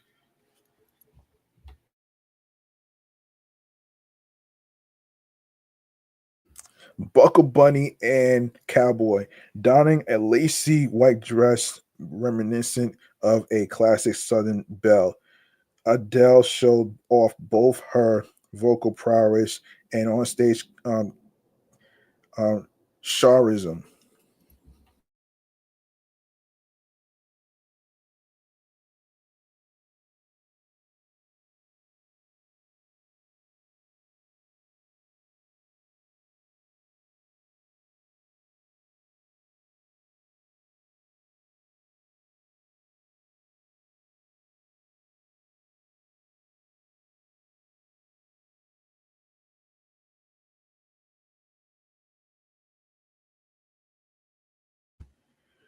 Both of which won over the crowd in Peacock Theater, even though she was performing outside of the venue.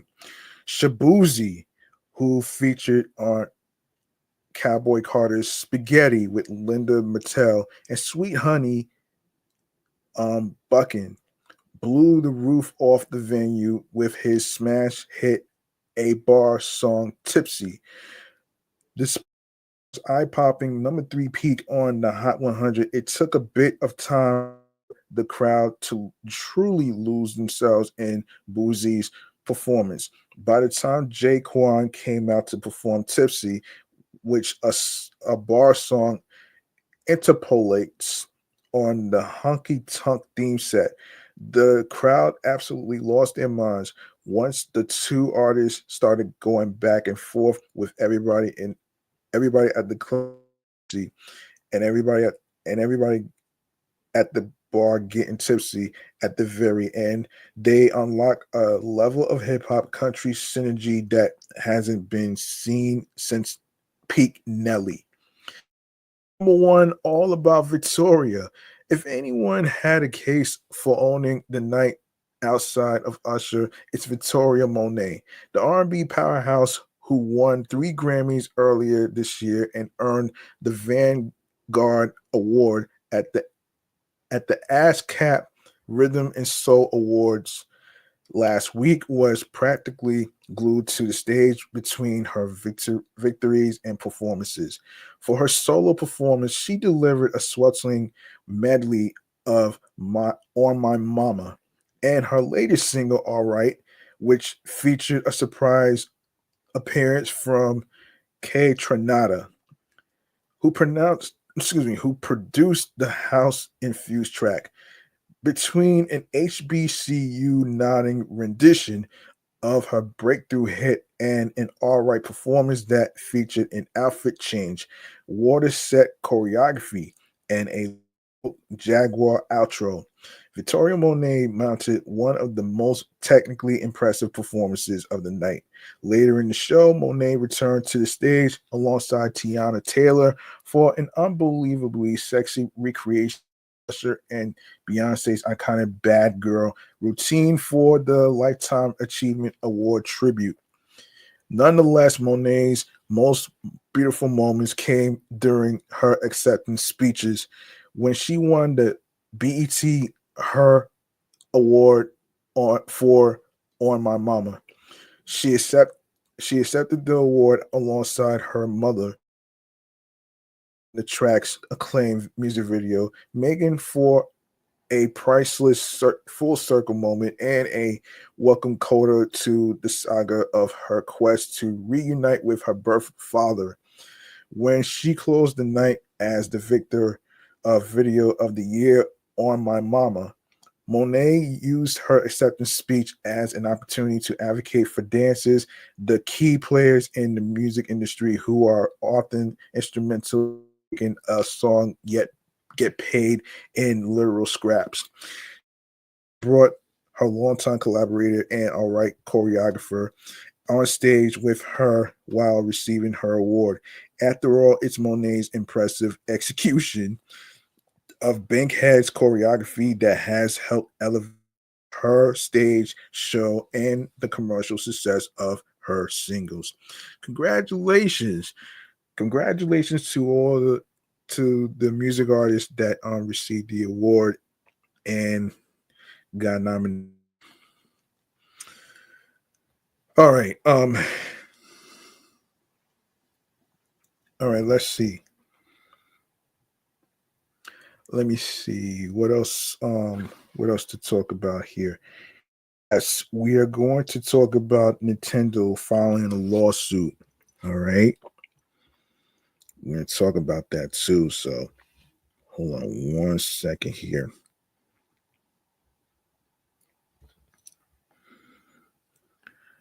One moment.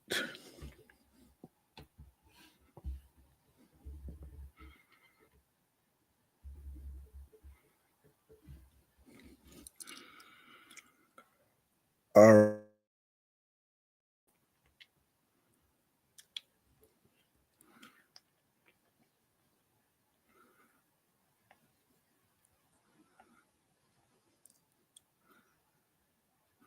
All right, we're going to get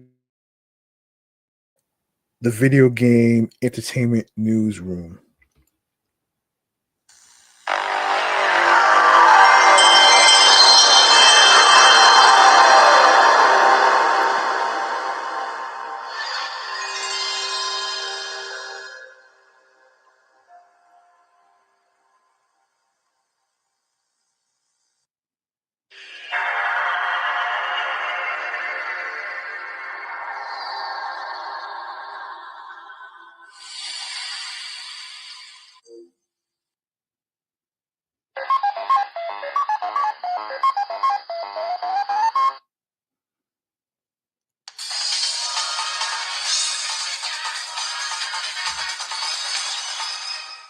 All right. So Nintendo decides to file a lawsuit. Hold on one second.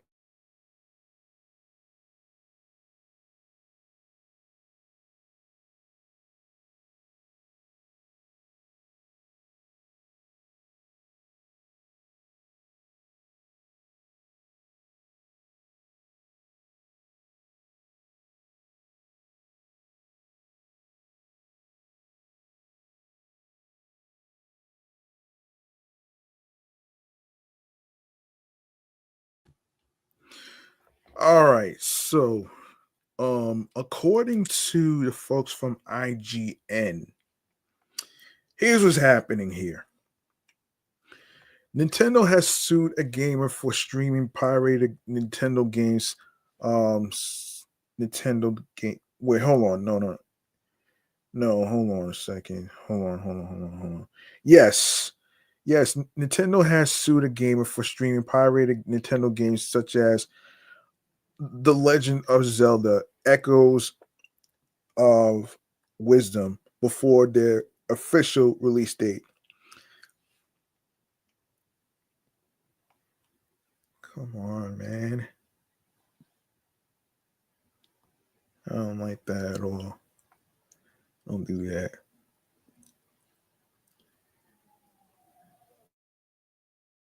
One second.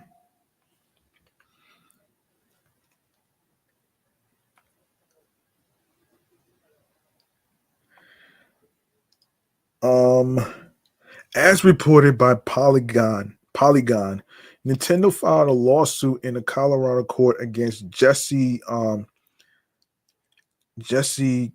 Kaigan, aka Every Game Guru, accusing him of not only streaming 10 games before they came out, but telling his viewers how to obtain them. The list includes The Legend of Zelda: Echoes of Wisdom, Super Mario Party Jamboree, and Mario and Luigi Brothership.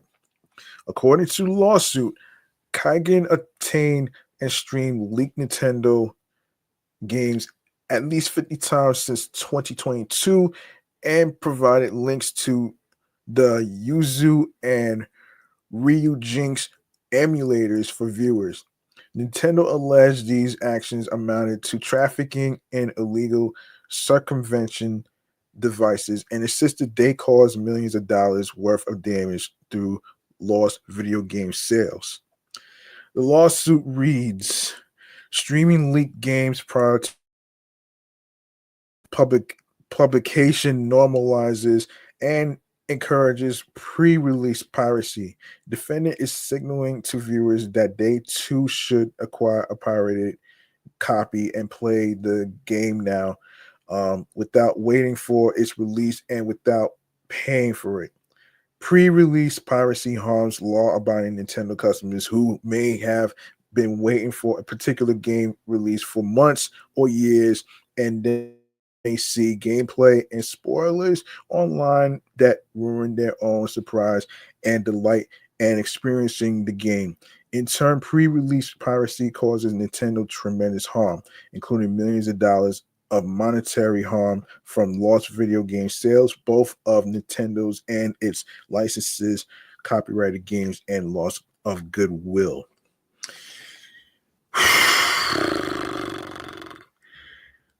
Wow. Wow.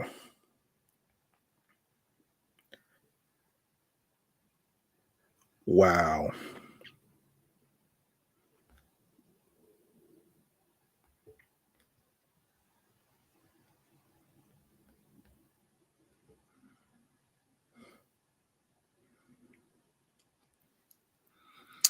All right.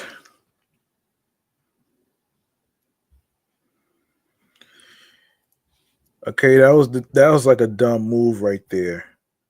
That was a dumb move. You know what I mean? That's a dumb fucking move.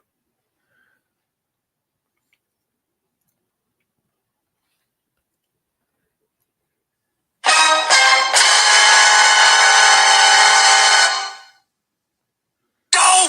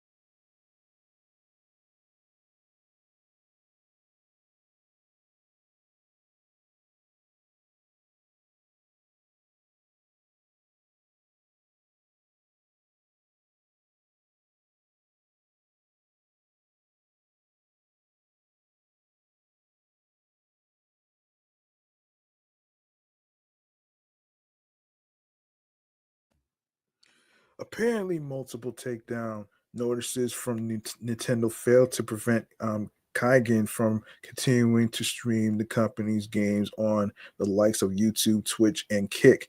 His YouTube and Twitch channels are now offline as a result of copyright strikes. What's more, the lawsuit alleges Kaigen sent the letter to Nintendo in late October, boasting he had 1,000 burner channels to stream from and threatened to continue to use them, saying he could do this all day.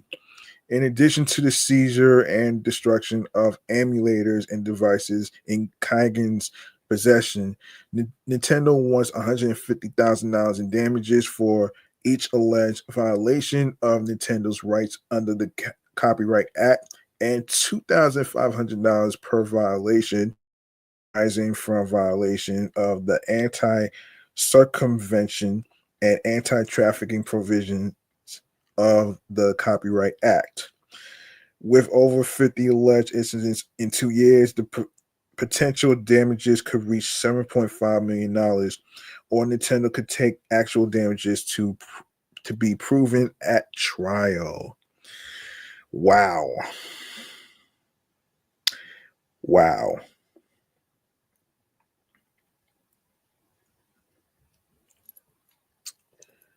Wow.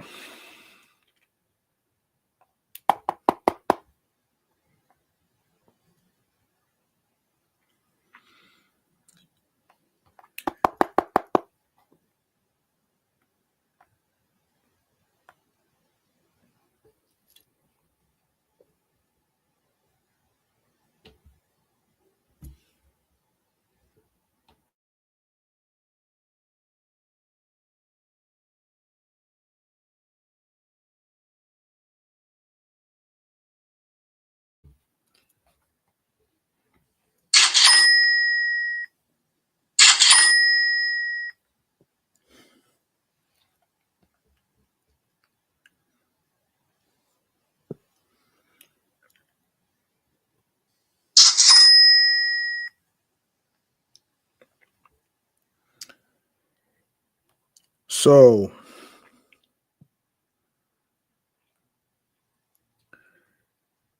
Nintendo is passionate about protecting. Hang on, yeah. Hold on a second. Nintendo told Polygon, we can confirm that we filed a lawsuit against an individual who has engaged and continues to engage in clear infringement of Nintendo's IP rights, as well as violations of our game content guidelines. Nintendo is passionate about protecting the creative works of game developers and publishers who expend significant time and effort to create experiences that smiles to all.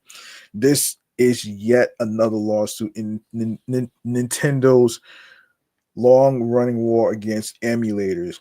Earlier this year, Yuzu developer Tropic Haze agreed to pay Nintendo $2.4 million in a settlement, and last month, Ryu Jinx reportedly ended development after Nintendo had a word. And how can we forget the fate of Gary Bowser, who was sentenced in 2021 to 40 months in prison and a $14.5 million fine for his role in Nintendo hacking group Team Executor. Infamous lit- the infamously litigious Nintendo is also in the middle of suing Pale World, making Pocket Pair for alleged patent infringement. Patent infringement.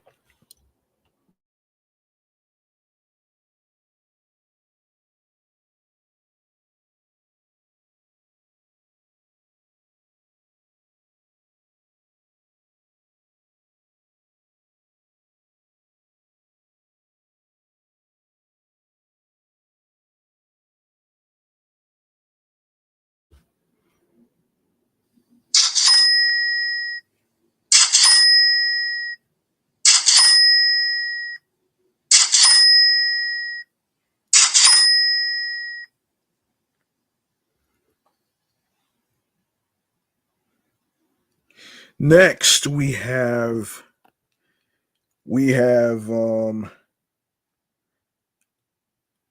okay. This one right here is this one right here involves major outages by Xbox. Sheesh.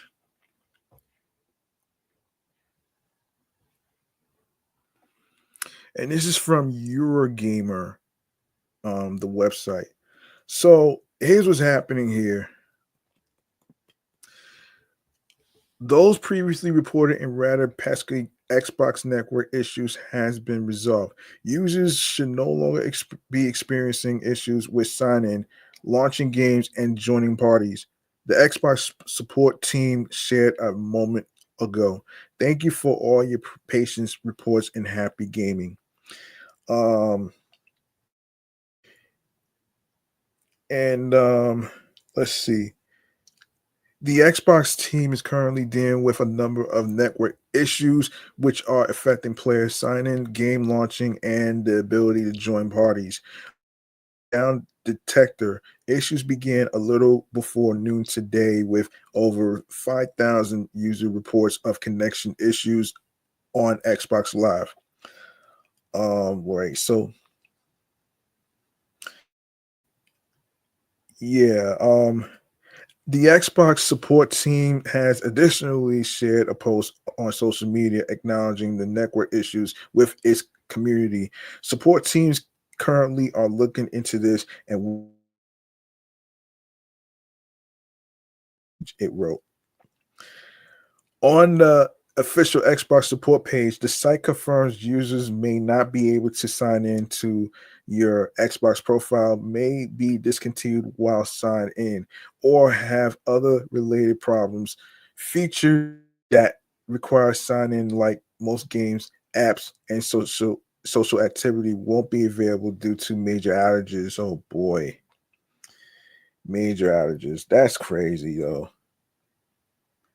That's really Um, let's see. Let's see. Eurogamer has contacted Microsoft for more. Today's Xbox issues come just one day after PlayStation services were also knocked offline by unknown issues. Unknown issues. Damn, that sucks. Affecting users across PS5 and PS4. These issues have now been resolved on Sony's platform. Okay. Speaking of five, is is it worth spending $700 on a gaming console, a PS5 Pro?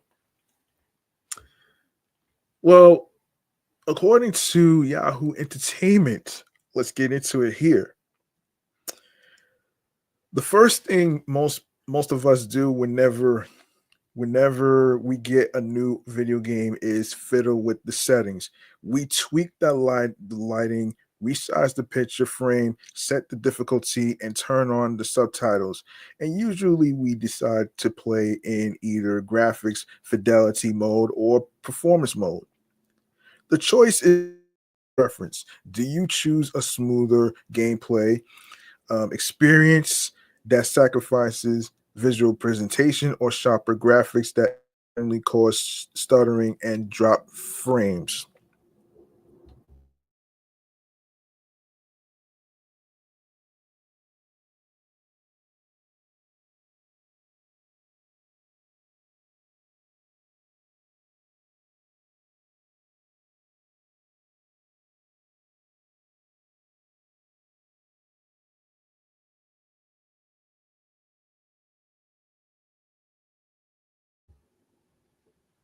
While the original PlayStation 5 console makes you choose between graphics, and PlayStation 5 Pro lets you have your cake and eat it too.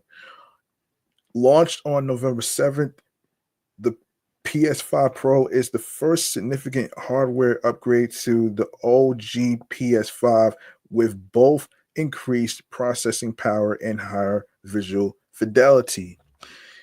You now have a monetary choice to make: $400 to $500 for the OG, depending on the PS5 model you get, or $700 for the PS5 Pro. Should you spend more if the difference sounds like a nice to have rather than a game changer?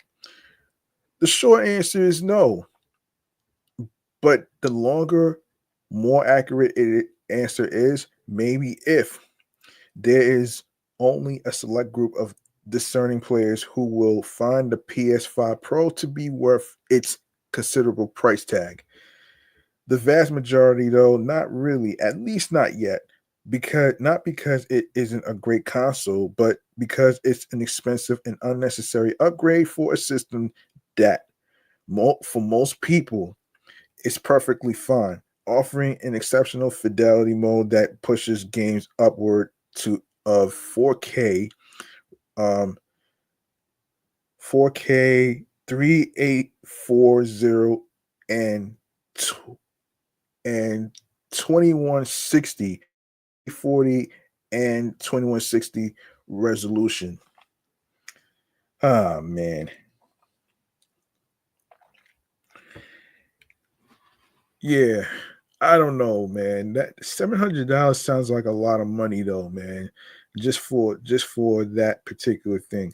Like what is the benefit behind that gadget anyway? That's the question. Let me know in the comments. Do you think that buying a PS5 Pro console is actually worth it or is it not? So let me know in the comments though, for all you gamers out there.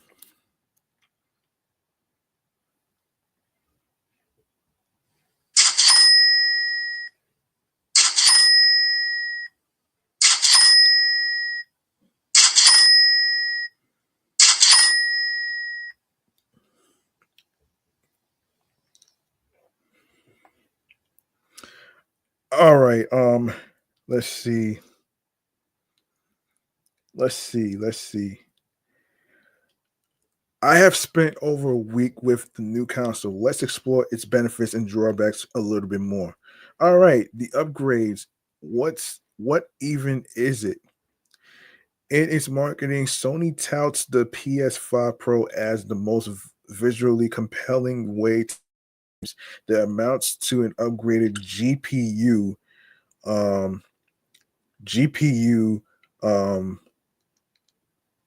for rendering games faster, advanced ray tracing for better light reflections and shadow simulation, and PlayStation Spectral Super Resolution, or yeah.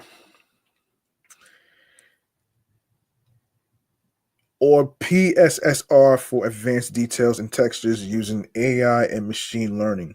The first two, the upgraded GPU and advanced ray tracing, really allow the PS5 Pro to hit that sweet spot between fidelity mode and performance mode, creating a nice balance between beautiful visuals and solid performance without sacrificing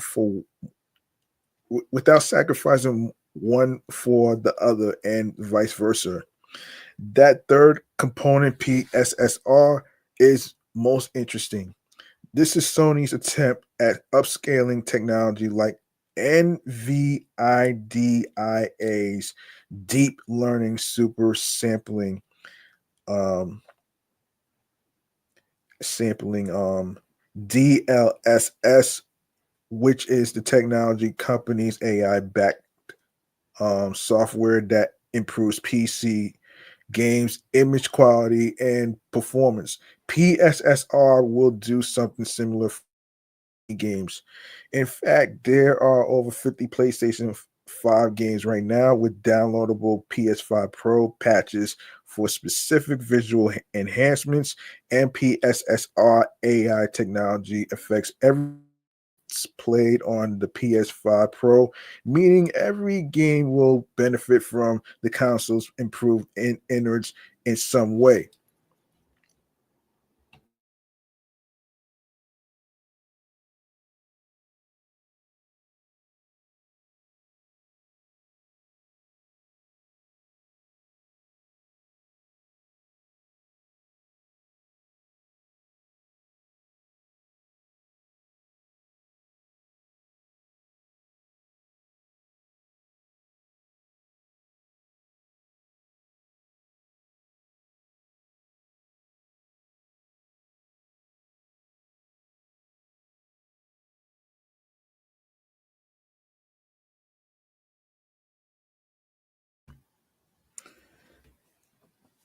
And like all machine trained technology, you can assume that the longer it's around, the better it's going to get.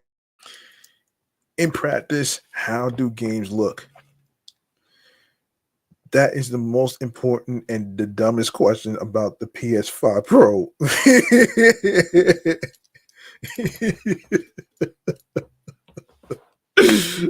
Oh shit. Oh man. Um and therein lies the problem. Evaluating these visual upgrades is subjective and difficult to parse. I have a difficult time conceptualizing what teraflops are, and the P possesses 16.7 of them, and more than either the Xbox Series X 12, or the OG PS5 10.3. In a rudimentary sense, I know that teraflops are units that measure a computer's speed.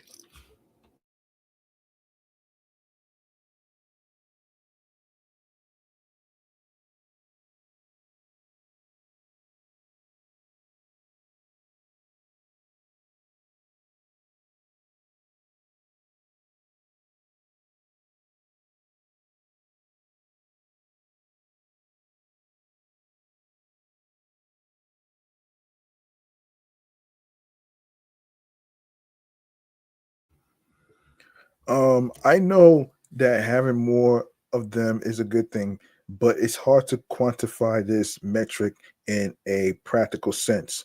There are some games where the extra processing power is readily apparent, not because of the visuals, but because of additions to the gameplay. Look at this city level shot of Spider-Man 2 running on Performance Pro mode on the PS5 Pro, and take note of the NPCs and vehicles. Here's the same street corner rendered in Fidelity Pro mode, also on the PS5 Pro. This is a new experimental mode that flexes the console's enhanced abilities. There's a noticeable difference here. In that street are more densely packed to give the game a fuller, more lived in vibe. Um, Other improvements aren't as easy to discern. You can check Dear Corpse of Resident Evil 4 remake, which was taken on the OG PS5. And this is that same Dear, but on the PS5 Pro. By my estimation, as well as the consensus of several colleagues whom I asked, the latter image is slightly sharper with slightly better lighting and shadowing and slightly more detail, especially near the wet areas around the hooves. But this was not an easy distinction for me to make, and my colleagues struggled to as well. Can you tell the difference between those two shots? There's a feeling of security that creeps in as I peer at my television screen, trying to discern minute differences between videos and photos I took on the OG PS5 versus the PS5 Pro. Is the difference so minimal that I cannot say with certainty that there is a difference, or is this an example of my own lack of perception and sophistication? Maybe another gamer with a better, more attuned eye than mine could tell. The same could be true at a wine tasting, for example. The afternotes of a particular vintage would be lost and wasted on someone who had not cultivated and required palate to discern these s- s- sub um, subtleties, or to even know they are there. To wit, I say with confidence that when playing Spider-Man 2 on PS5 Pro, the gameplay felt smooth, but that's about it. Even when in motion, and you know that Spider-Man is always in motion, the game was crispier. No, excuse me, crisper on the upgraded console than the base console. But then Spider-Man 2 already looked pretty damn good in 2023. When I played Hades on PS5 Pro, which is not on the list of enhanced games benefit from the PSSR upscaling technology. It seemed to me that the characters looked sharper and were better defined. But what does this mean in a quantitative sense? I know I know it when I see it. It feels like an obtuse way to measure positive change. It can't always be a vibe. The alternatives, what's the best way to upgrade? Also worth considering. Do you have the setup to make the difference immediately discernible? There are many PS5 games that run at a consistent 60 frames per second and even registered at upwards of 120 FPS.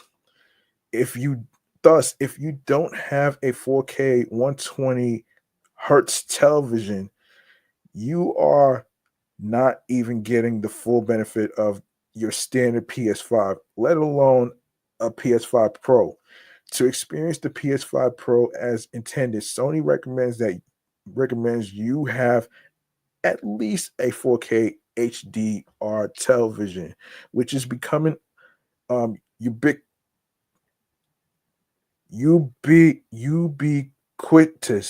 ubiquitous these days.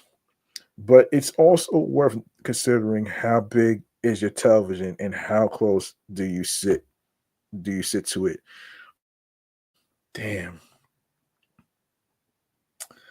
Um when you take all three factors into account, the TV specs, placement, and size, the solution might not be to get a better console. The solution might be to get a better TV. The type of people who have a large 4K 120 hertz television is a self selecting group who have prioritized their home entertainment systems in their budgets. And for those people who want to maximize their digital enjoyment on their comfy bed or couch, the PS5 Pro will give them the most definite play experience possible. But everyone else might consider upgrading their TVs first or investing in a gaming monitor that offers this sort of high resolution at a more reasonable lower price, or invest in nothing, especially if you are happy with the PS5 graphics as they are, because after a while your brain um habituates to that which is new. And unless you are actively comparing gameplay footage side by side on a daily basis, there's need to there's no real need to shell out $700, especially when you consider that the PS5 Pro doesn't come with a disk drive. So not only do you have tax on top of that MSRP, but you've got to tack on an additional $80 for a separate attachable disk drive to use any physical media you own. That sets you back almost $800 at minimum. Jeez Louise, man. Really though? Really? Really? That is the craziest fucking price that I ever heard.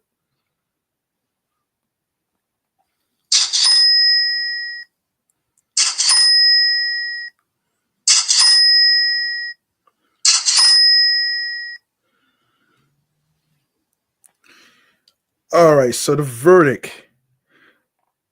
Is it worth it? Sure, the PS5 Pro offers better graphics, better performances, better wireless connectivity, and a better hard drive. The console's SD SSD is 2 terabytes in capacity, double that of the OG model. But again, despite all that power, there's no difference access wise between the two consoles. You'll be playing the exact same games whether you have a PS5 or a PS5 Pro.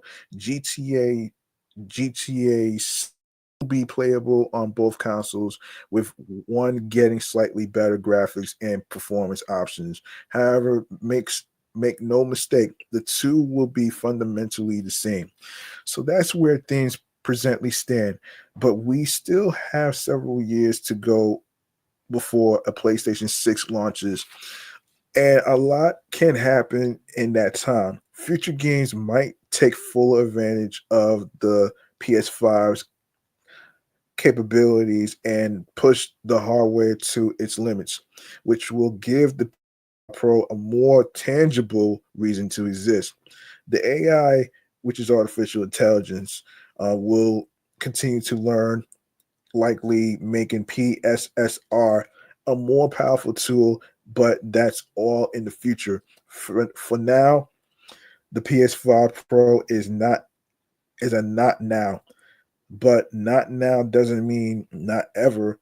In this instance, it simply means wait and see. In other words, to be determined. All right. Okay. Let me see. Let me see something here.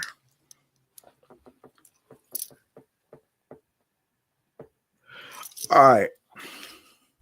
I think I'm going to save the other gaming topics for another time, actually. So I'm gonna wrap this up right here, man. I'm gonna wrap this up.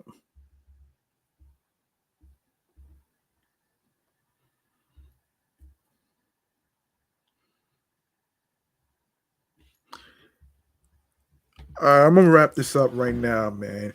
I'm gonna save the other gaming topics for another time. So, right. So let's go to our very last thing for the night, which is stream choices on the go. Let's go. All right. Make sure you podcast on Facebook side with alongside with um alongside with Threads, which includes my other podcast shows, Excellent Fun Vibrant Talks podcast, my sports edition show platform, and the entertainment review show, Meticulous Vibe Juice podcast, will be there as well.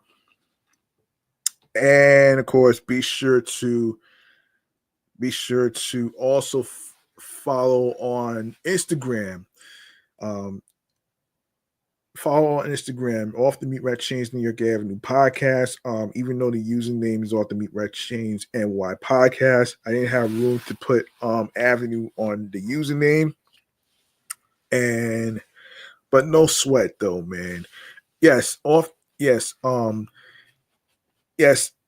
The username on Threads is the same as it is on Instagram. So everything is in the description right there in this episode. So yes, so you can follow me, G Money Stacks 555 in Queens, New York, and also go to the link in the bio. Go to the link in bio. You're gonna see a list of streaming platform links where you can listen to podcast episodes in case you miss any of them whatsoever. Don't worry, I got you. I will start off with Odyssey, Audible, Audioburst, Breaker, Bullhorn FM, Castbox FM, Deezer, Listen Notes, Moon FM Podcast, Overhaul FM Podcast, Player FM, Pocket Cast, Podbay, Podfriend, Podhound, Podopolo, Podorama, Podcast Index, Podcast Addict, Podchaser, Podverse, Podcast Guru, Podvine, Snips, Spotify, formerly known as Anchor, Spotify for podcasters, is now Spotify for creators, Stitcher, TuneIn Radio, Fountain, Radio Public, iHeartRadio, the number one app where you can listen to music, radio, and podcast episodes for free. You don't need a credit card or debit card to download iHeartRadio. All you need to do is follow the podcast on iHeartRadio along with streaming platforms, and of course, be sure to do the same with YouTube. Make sure you follow the YouTube channel and subscribe on the channel for me, and of course enable alerts so you don't miss out on any particular previous episodes you missed out on, and leave a like and a comment along with the topics in this episode. Tell me how you feel, if $700 is worth buying or nah. I will put that in the community tab on the YouTube channel page, G Money Stacks 555, after I get off the air. And and be sure to listen, stream, watch. Also, be sure to add the podcast to your playlist and enable alerts so you don't miss out on new live stream video podcast recordings, and of course new episodes on every platform, including YouTube, and of course you can, and of course be sure to tell a friend to another friend. Spread the word. Word of mouth is important. Be sure to share my link tree of my podcast on every streaming platform to your husbands, your wives, your boyfriends, girlfriends, boyfriends, the people you're cool with from work, and of course And of course, every streaming platform, like I said, wherever you listen and get your podcasts. All right. You can listen to this podcast whether you are on your way to work or on your way home from work and other spots where you're coming. All right. So that's gonna do it for me, man. I'm your man G Money Stacks, aka the Gregonator. Thank you very much for listening to the 364th episode. This podcast right here, man, that reached 4 years in a row, man. You could have listened to any podcast in the world, but you chose to listen to this platform right here off the Meet Rat Chainz New York Avenue podcast. And I truly appreciate every single one of y'all for taking the time to listen to the topics, hear me out on some topics, some things that I agree versus the ones that I don't agree. So remember, the grind doesn't stop. Hard work pays off. If you want something, you got to work hard, earn it, because it's not going to be given to you on a fucking silver platter. Now, of course, let me not forget this though. Find your niche and do what makes you happy. Do what makes you happy and what makes you smile creatively, mentally, emotionally, physically, and spiritually, that gets you into your zone alongside with tunnel vision. All right.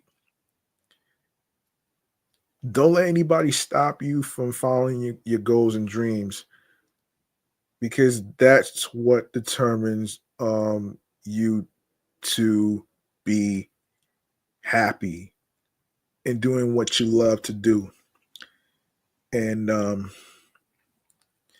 of course, remember, there's no manual on following your own path and your journey. And also doesn't matter whether you win or lose, it's how you play the game. And be sure to not worry about being a people pleaser as far as like anything goes with your creative content. No matter what type of content you're making on YouTube for your podcast whatsoever, of course, like I said, man, be sure to spread the word. Word of mouth is important. And I love y'all for taking the time to listen to the episodes of this podcast. I really appreciate y'all, man. And I hope y'all had a awesome Thanksgiving, and also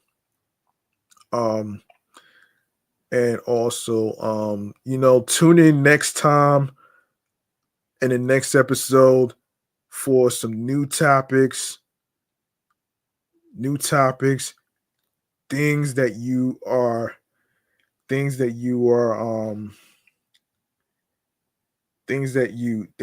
like as far as anything else goes. So yeah. All right, man. That's gonna do it for me, man. I'm signing off. See y'all next time in the next episode. Peace and one love. And if there's any topics that I didn't get a chance to cover, don't worry. I will cover that in a future episode due to time. All right, man. Peace and one love. Good night, everybody.